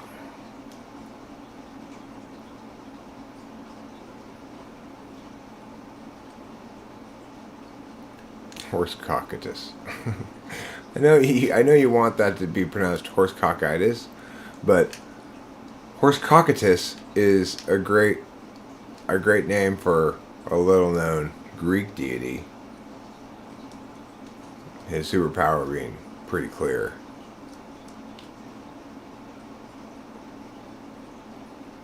Fear not, horse cockatius is here.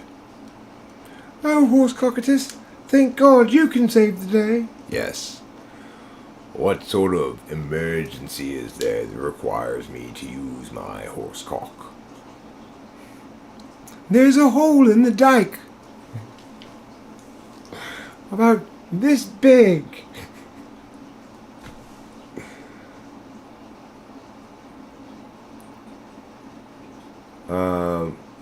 Let me answer Jonathan Basanti's question. Oh, you're right, Jonathan. I stand corrected. Horse cockatius sounds Roman, not Greek. I stand corrected. Eric, tell me random superpowers that you want. Well,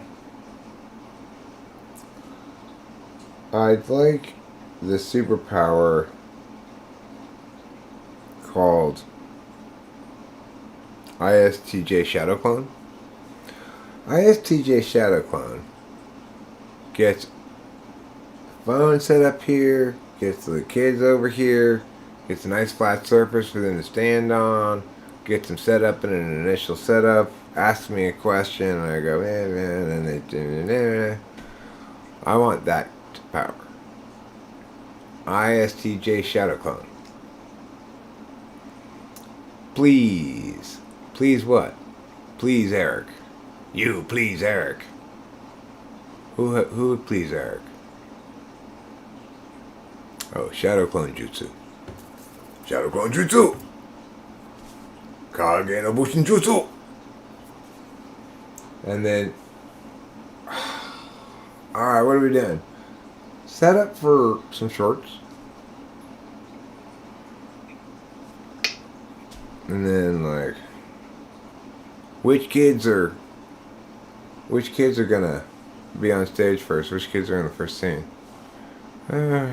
Just put out there right now. I don't know. Well, see if you can get Minnie to stand up. I'm have to lean her against something or whatever. And, I guess we're maybe doing some tight tip things. Maybe put out Perry as well. Since they seem to be the two that are the typology experts of the group.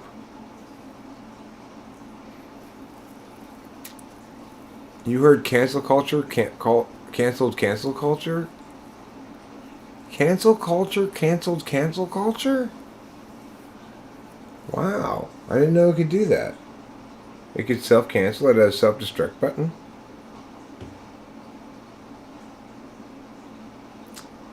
What am I doing? I'm going pooing. And I'm suing everybody for $5 million. Yeah, yeah, yeah.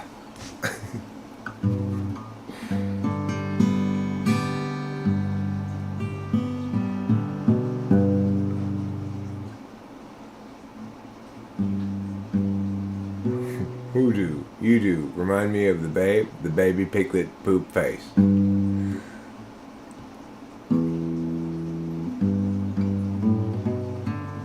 I don't know how to play that.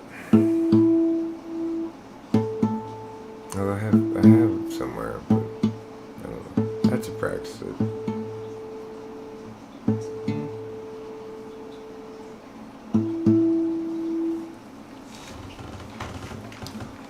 Alright.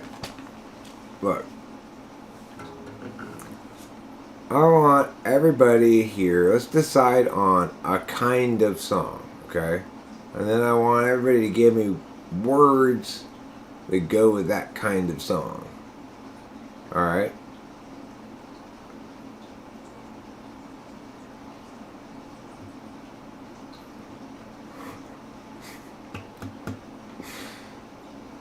What kind of song should we be singing? I want to play this game. I would rather die than spend a single second in either of your arrogant, narcissistic, stupid, made-up realities predicated on making up some mathematical theory of clowns.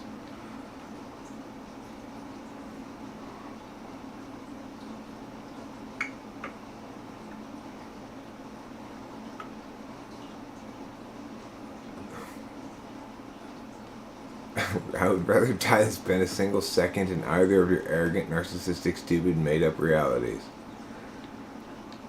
That's too complicated for. That's not my idea here. I want to do my idea. Let's everybody come up with a kind of song we're gonna do. Could be like disco. Could be country. Could be like new country. Could be old western kind of country. Could be 9 Inch Nails. I don't know 9 Inch Nails. Yeah.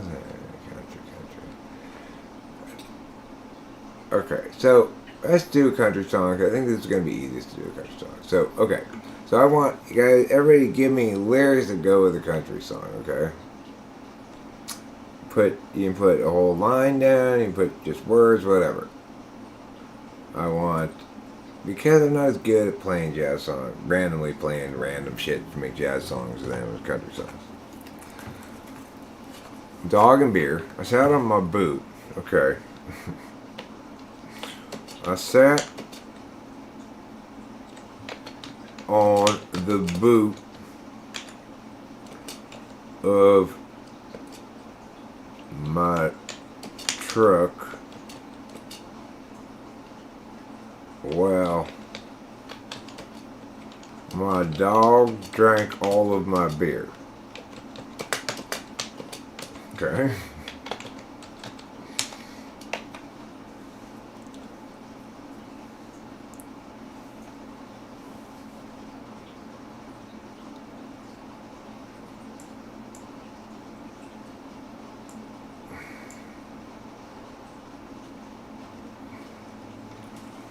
Okay. Let me put up this. I'm going to put up the window here so you can see where I'm writing down the lyrics too. Window capture.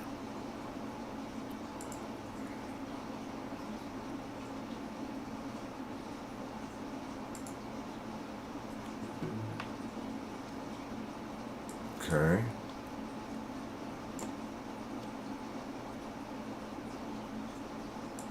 Let me make this bigger. Like, meow. Okay. So, put it over here. And then make it a little smaller. There.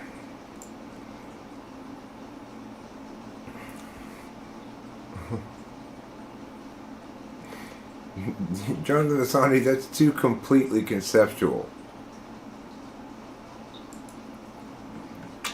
Okay, so let me go up here to, I need to go back to that window. Wow, so many lyrics to choose from. Okay. There's nothing like a barbecue girl. I like that a lot, okay? So, we're going to definitely take that bit there.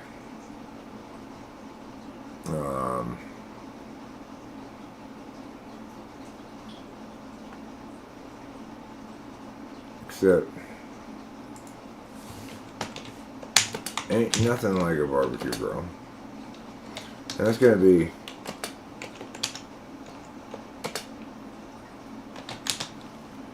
That's going to be the end of the fourth line. That's the end of this whole stanza. So we need these lines in here. And we need this line to end with something that rhymes with girl. Okay?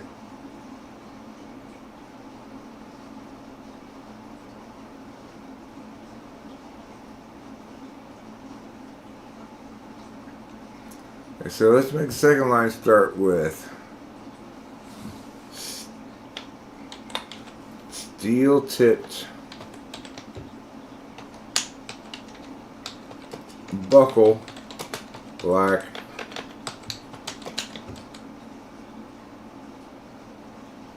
I need something. This needs to rhyme with Earl.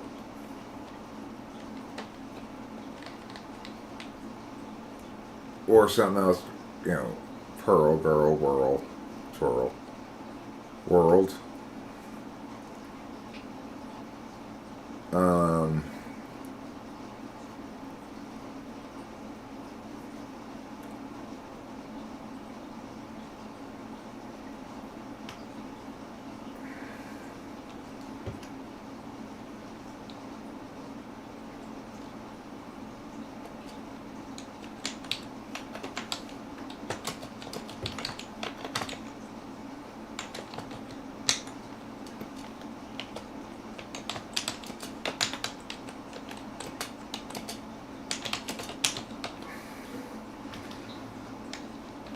Okay.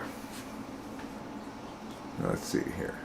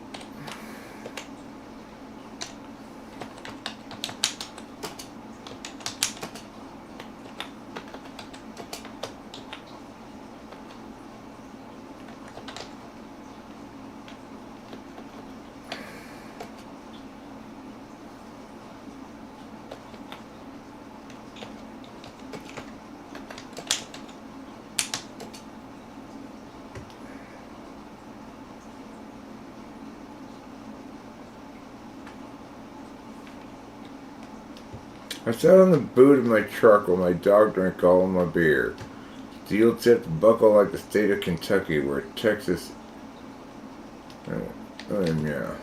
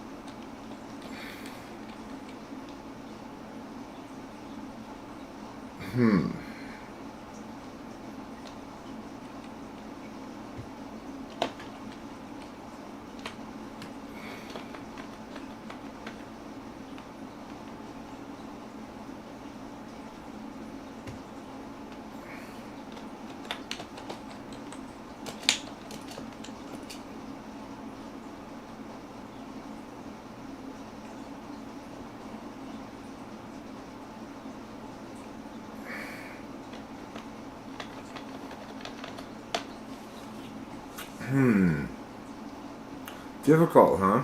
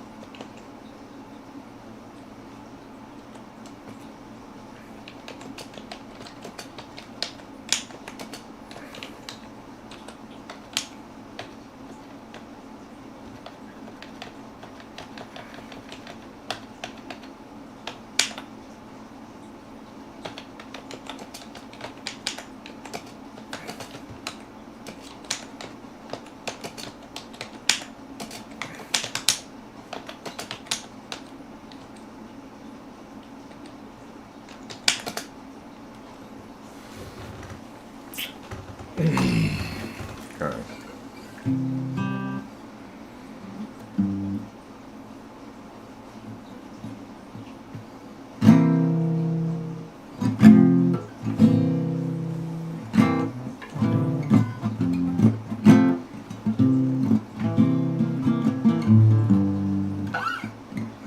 Let's see.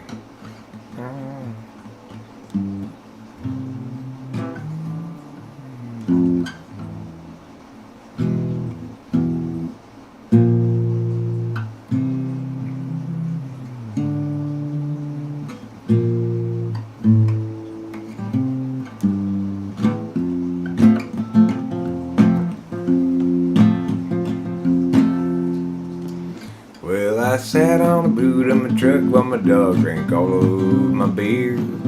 Steals a buckle like a state of Kentucky, good and square.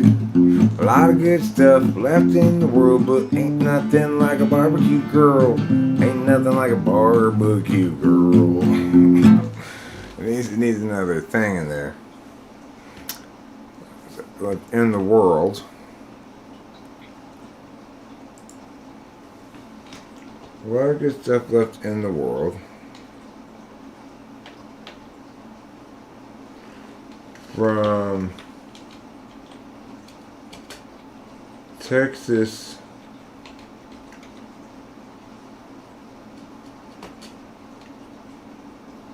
through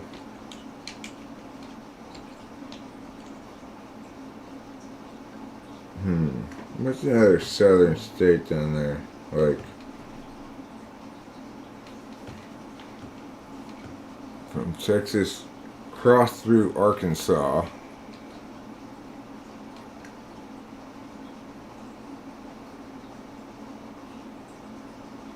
I see how to do this. Okay.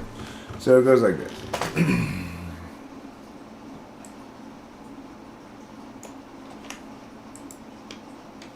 From Texas cross through Arkansas.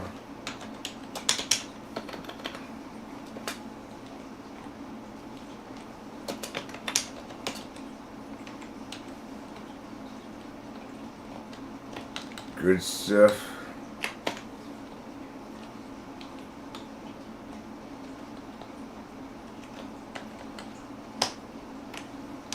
Maybe eastward.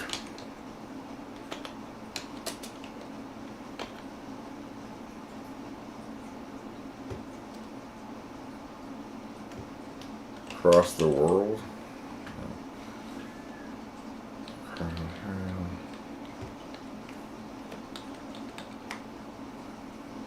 watch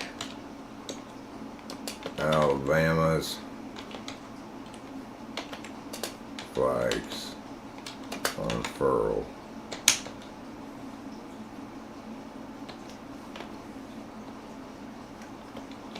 But not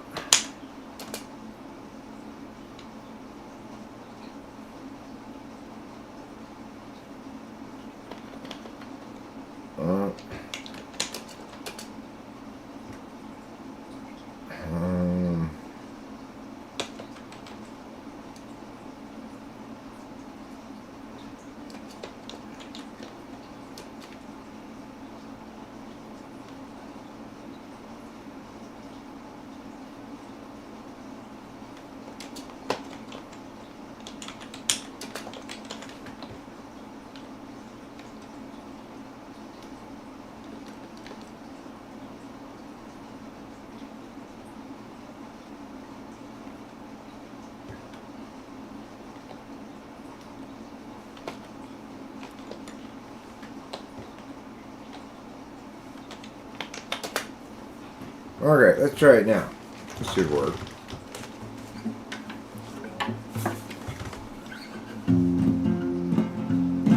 Well, I sat on the boot of my truck. Well, on the boot of my truck. Well, my dog drank all of my beer.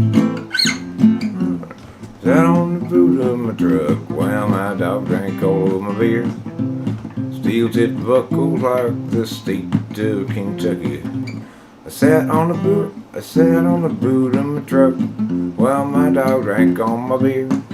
Steel-tipped buckle like the state of Kentucky, good and free and square. From Texas across to Arkansas, watch Alabama's flags unfurl. Won't be home till a quarter past, ain't nothing like my barbecue girl. Something like that. From Texas across to Arkansas. See, maybe Louisiana, Mississippi flag till Tennessee flags unfurl. See, flags unfurl, cause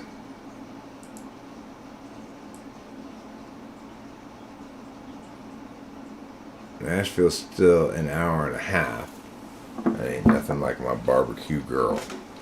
There we go. Because Nashville's still an hour and a half. And because Nashville's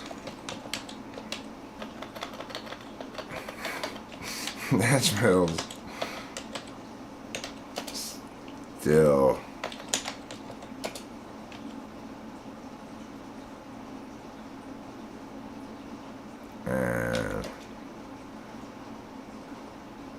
still an hour and a half. Won't hit Nashville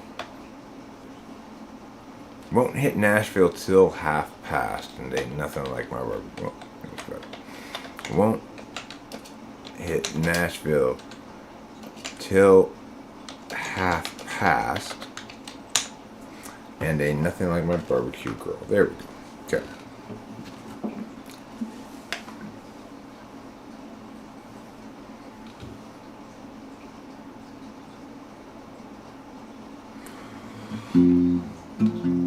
I sat on the boot of my I sat on the boot of my truck while my dog drank all of my beer.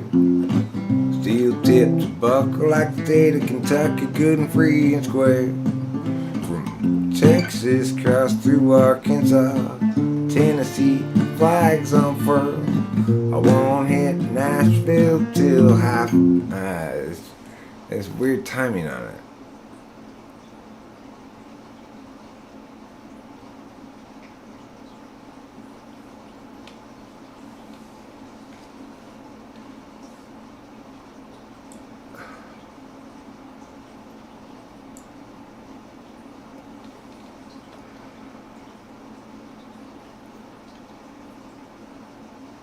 It's weird timing, huh? And dude's like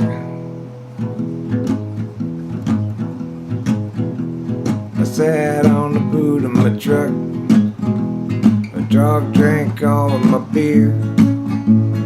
Steel tip buckle like the state of Kentucky. Good and free and square.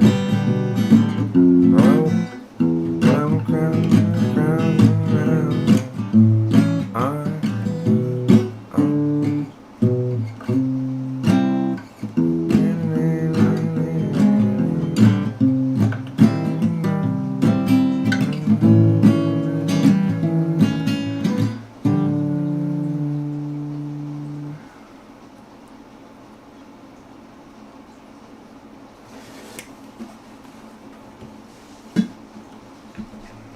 from Texas eastward, roads.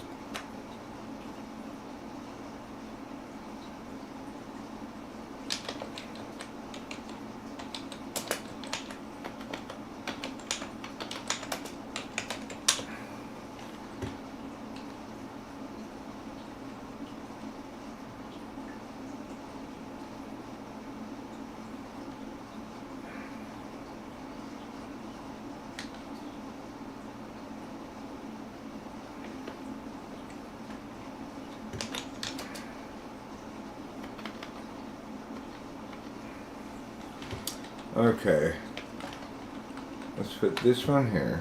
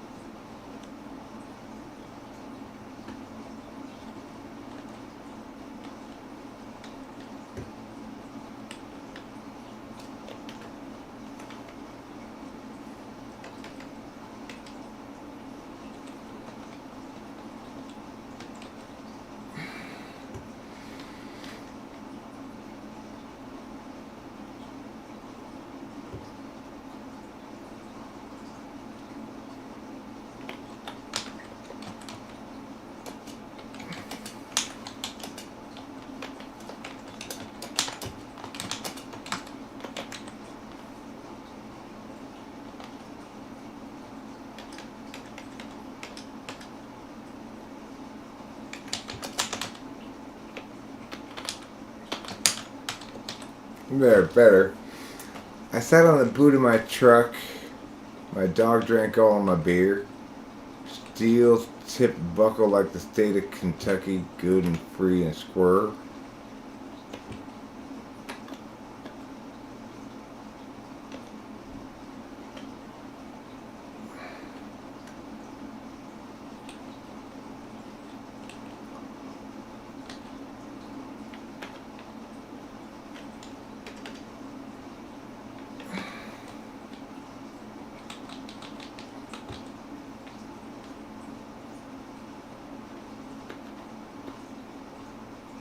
I sat on the boot of my truck. My dog drank all of my beer. Steel tipped buckle like the state of Kentucky, good and free and square.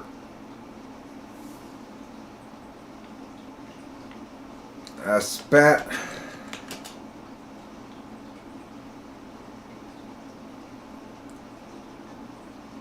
across the dusty, dry horizon.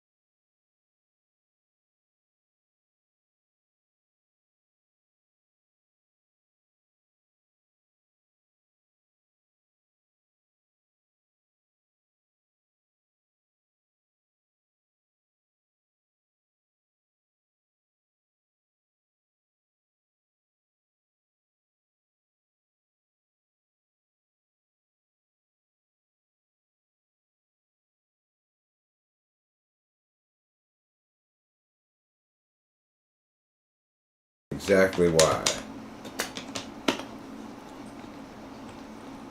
If we leave now,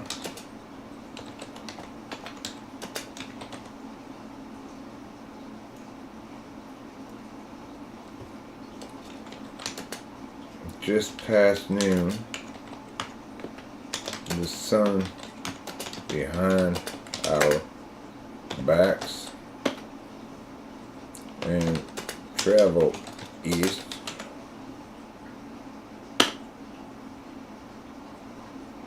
to Tennessee.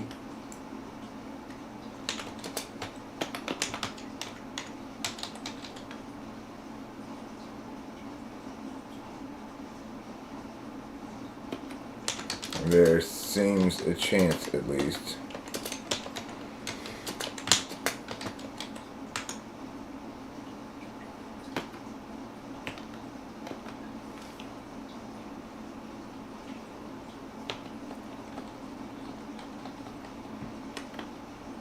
We'll stop one time quick to get gas.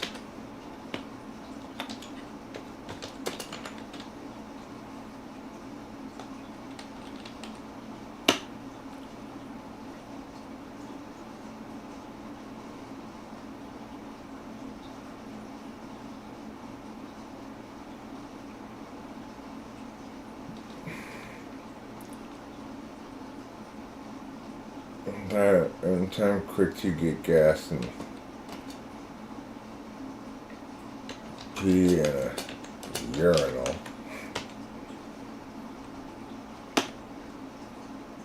But other than that, we best haul ass.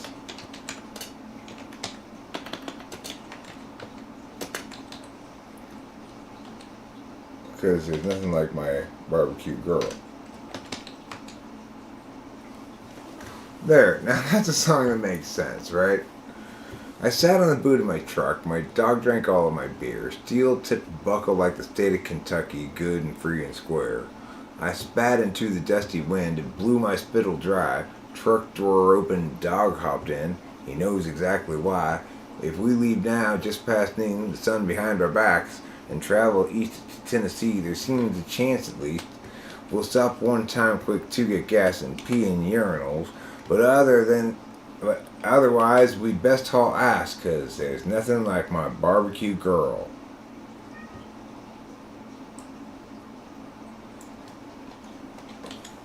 That's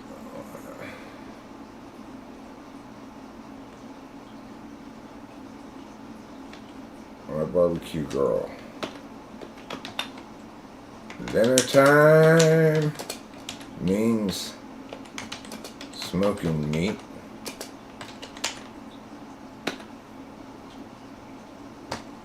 And both brisket and pulled pork.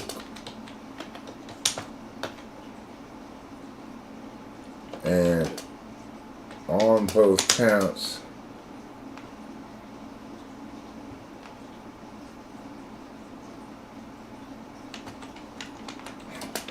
I hope for me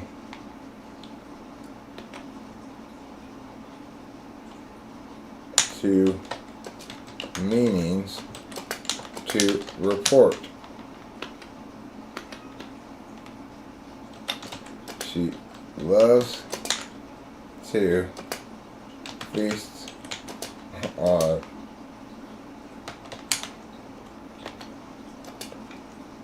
corn and tea, have dogs and burgers too.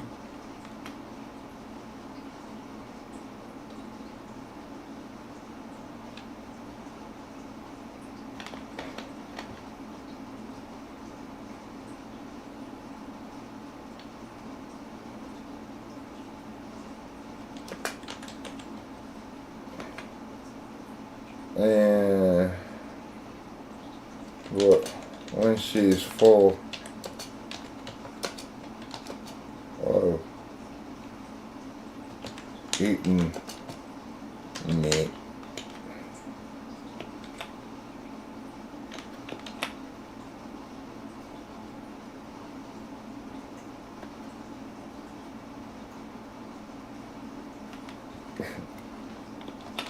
desserts. What's on my plate?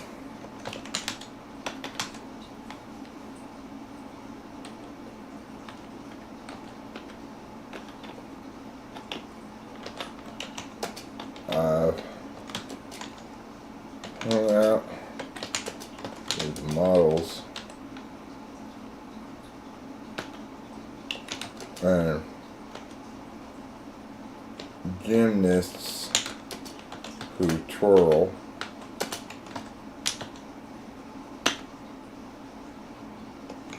and bikini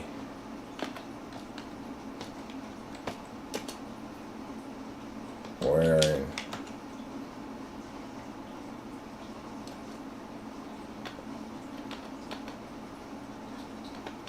I've hung out with models and gymnasts who twirl.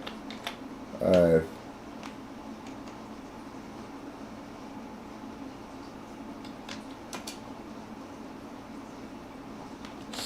I've eaten with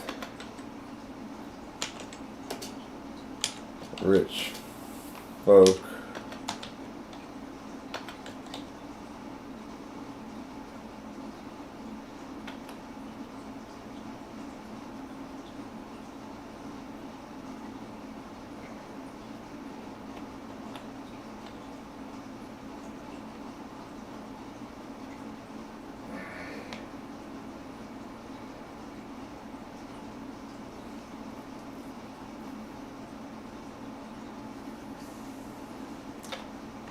Hung out with hotties, gymnasts who twirl. I've drank at hot toddies.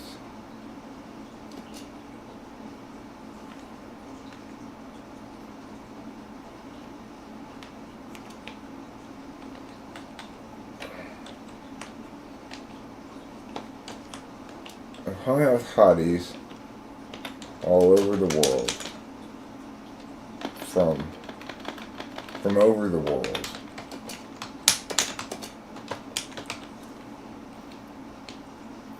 I drank it with hotties and gymnasts who twirl.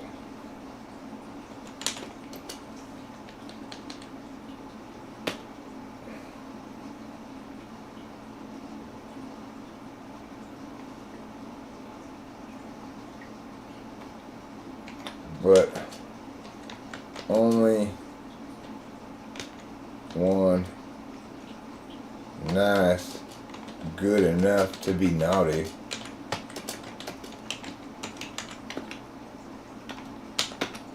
Ain't nothing like my barbecue girl.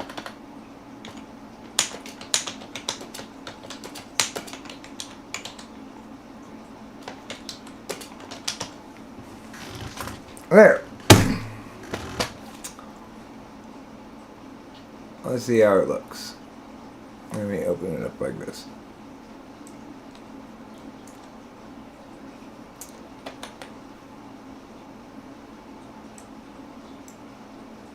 Okay.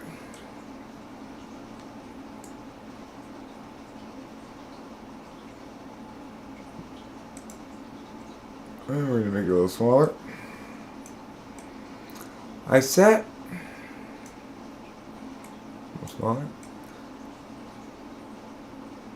on the boot of my truck. My dog drank all of my beer. Steel-tipped Butthole like the state of Kentucky, good and free and square. I spat into the dusty wind and blew my spittle dry. Truck door opened, dog hopped in. He knows exactly why. If we leave now, just past noon, the sun behind our back, and travel east to Tennessee, there seems at least a chance. Needs to be at least a chance. We'll stop one time, quick to get gas, and pee in urinals, but otherwise, we best haul ass, 'cause nothing like my barbecue girl. Dinner time means smoking meat, both brisket and pulled pork, and on both counts I hope for me 2 meanings to report. She loves to feast on corn and tea, have dogs and burger steak, but when she's full of eating meat, dessert's what's on my plate. Yeah, I've hung out with a bunch of hotties from all over the world, and I've drank up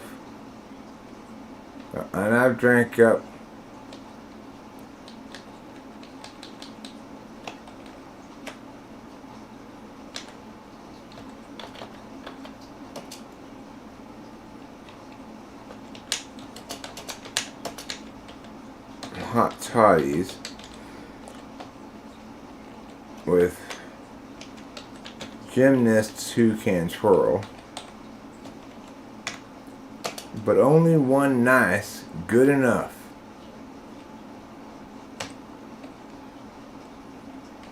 qualify as naughty.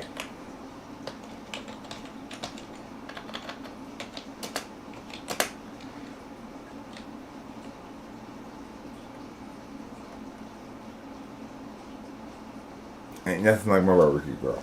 Okay, let's read it again and see how it sounds. Just read aloud. I sat on the boot of my truck. My dog drank all of my beer. Steel-tipped buckle like the state of Kentucky, good and free and square. I spat into the dusty wind. It blew my spittle dry. Truck door open. Dog hopped in. He knows exactly why. If we leave now, just past noon, the sun behind our back, and travel east to Tennessee, there seems at least a chance.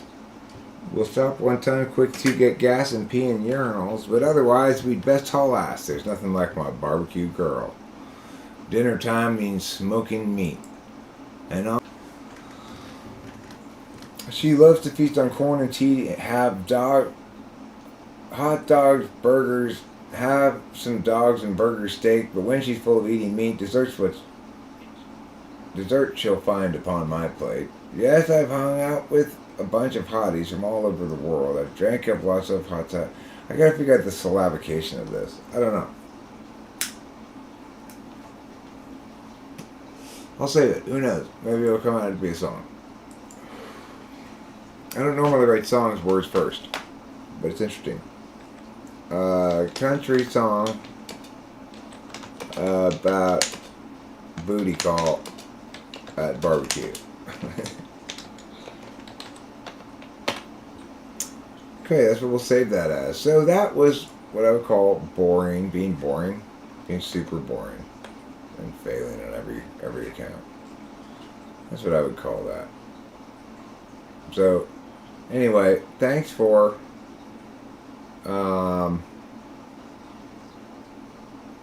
tolerating my extreme boringness.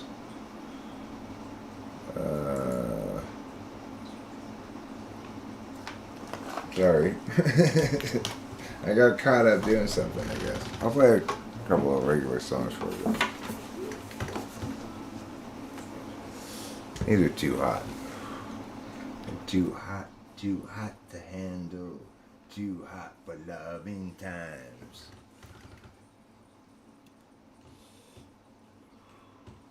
Now that Eric's failure was complete, everybody knew, wow,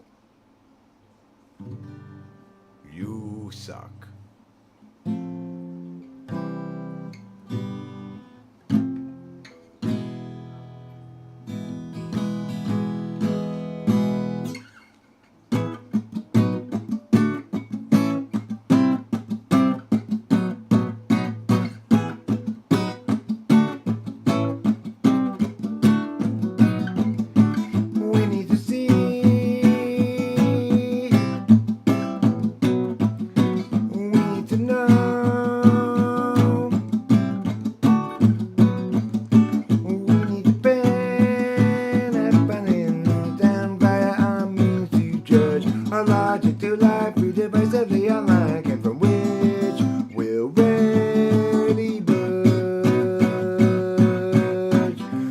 Everywhere gather up enemies, outraged at how they miss a sign. How do they set their priorities? These foreign backstabbing entities into win heartache and misery follow necessarily from their savage ways. Caught it, burden and out of it. We're stuck with the largely. We all partition the rectories and call it destruction of the whole damn world.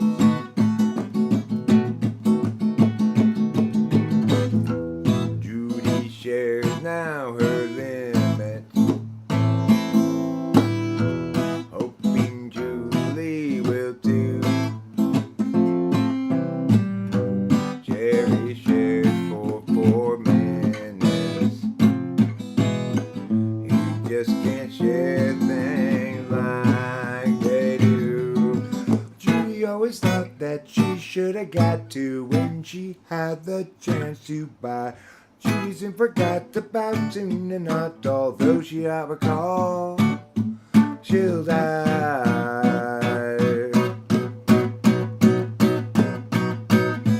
People everywhere gather up, enemies outraged at how they missed a sign. How do they set their priorities?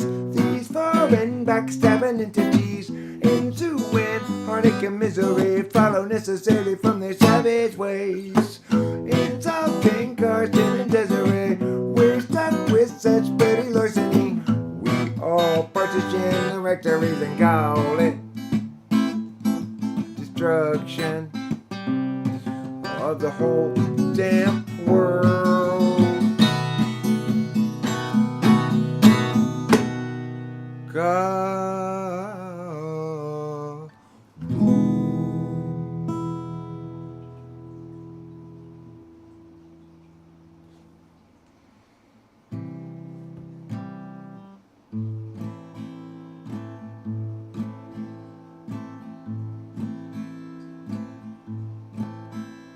Oh, Peter, that is too intimate.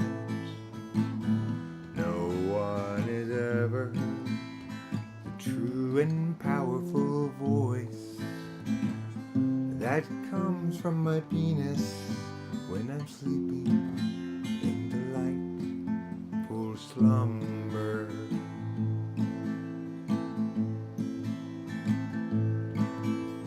Listen, yes, you want to hear it and what it says.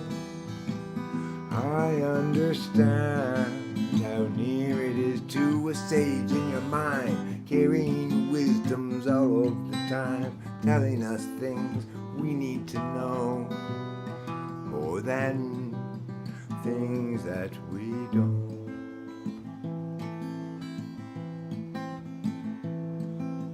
This is the intimate privacy. This is the intimacy inside of me. It's a very, very, very, very private scene. My intimate privacy. It came from God, wrapped in clothing, with a sign saying don't open, where other people can look upon your gland and note its appearance with their eyes.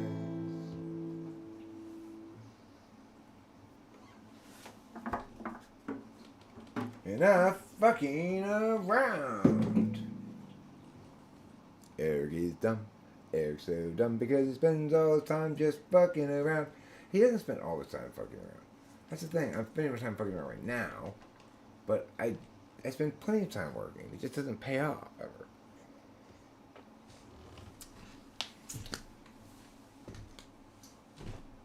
It's not like I'm lazy. I do lots of stuff. You know, but, and I do distinguish between fucking around and not fucking around. Where the, there you are. It's like there's a difference between fucking around and not fucking around. The difference is big as the Grand Canyon on top of a horse with some cheese, but without any bacon. That's how big. Is that huge? Yeah. Is that super huge? Yeah. Is that huger than you ever imagined possible? Yeah. Can things ever even get any huger? No, not really. It's as huge as they get. It's the gray whale of things. I am the gray whale of things. Welcome.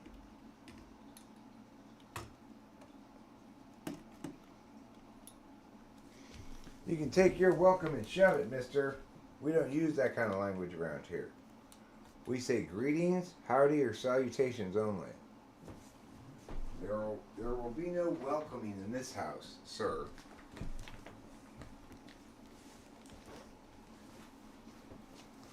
Listen. Meow, meow, meow. Would you like me to tell you some stuff right now? If you want to, I could say meow, meow, meow, meow. Closer. Meow, meow, meow. What was I going to do here? Oh. I don't know what I'm going to do. I'm not going to do anything. I'm going to go to bed. Is what I'm going to do. I'm tired. I don't feel like working on this, really, at the moment. Look at this.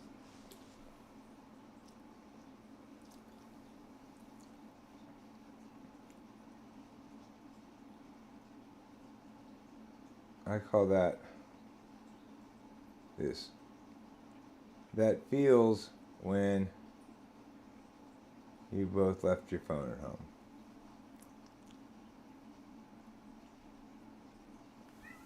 You know what I'm saying? People of the world.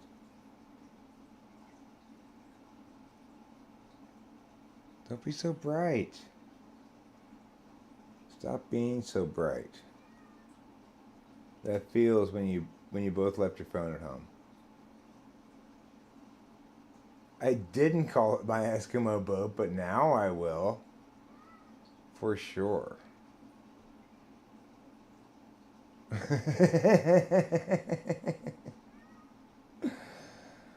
Snow monkeys, huh? I didn't know that was considered proper, but I guess it is, yeah. I didn't know.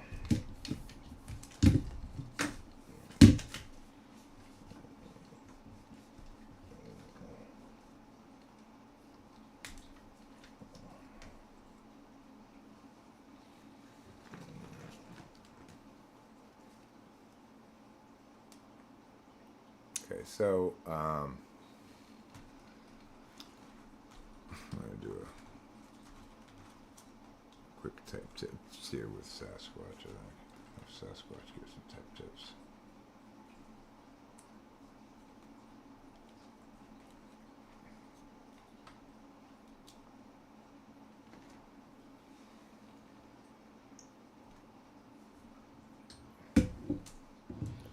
Alright, Sasquatch, why don't you give us some type hints? Because camera's too high, dummy. Okay, don't even call me dummy. You shut up. Sasquatch not in good mood. Why not? Tiffany makes Sasquatch give Tiffany shoulder ride all day. Alright, let's just do the type tips, okay? When Sasquatch type ISTJ, who thinky INTP.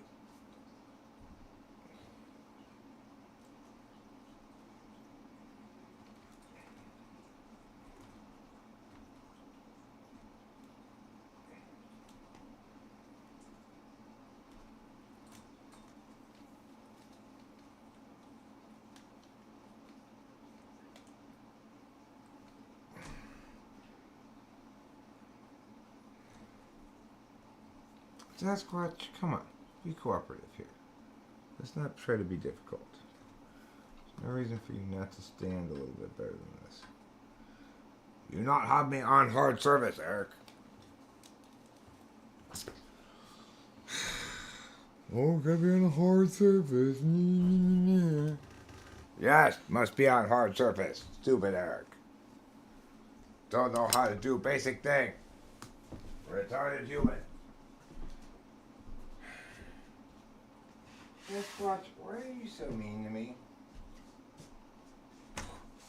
Don't get Sasquatch started. Don't even get Sasquatch started on that. I don't even know where to begin. Well, you're talking more normally now, Sasquatch. Sasquatch, say you shut up, human. Human, shut up. Okay, Sasquatch, fine.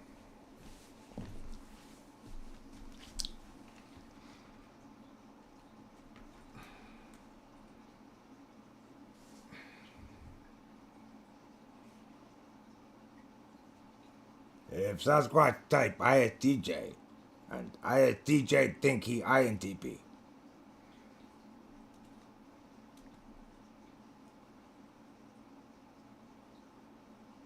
At end, ISTJ say, no ISTJ, and give example from life.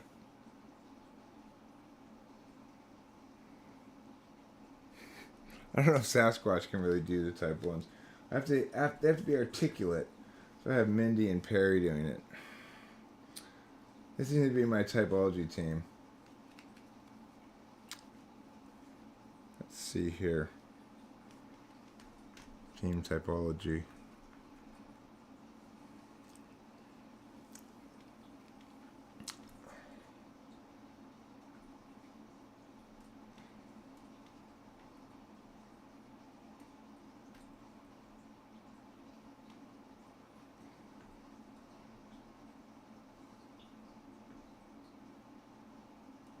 I need something to make her stand. She's such a bad stander. Did you just call me a bad stander? Yeah, I did, Mindy. I'm sorry. You are a bad stander. Maybe you're bad at standing me up. You thought about that?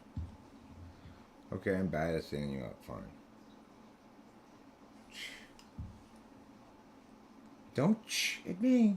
Okay, I'm sorry, Mindy. There's no doubt who wears the pants around here. It's Mindy. Damn right it's me. I'm the star of this goddamn show. Okay, Mindy, okay. Don't need to be all like that, though. Like what? Nothing.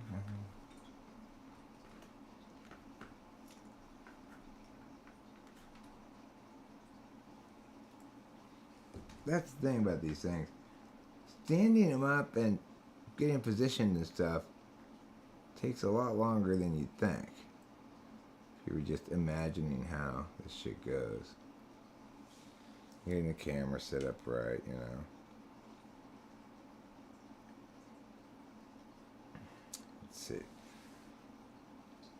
What was I going to do for this? Oh, right. I remember. Did I already do that one? Or did I just say it in the car to Rachel? No, I think I did that one already.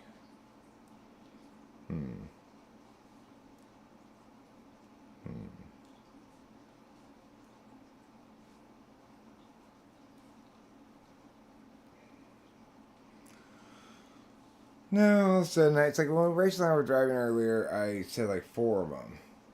Like, I could do this, I could do this, I could do this, I could do this, and now I can't remember if I did them already and published them or just did them in the car. Annoyingly.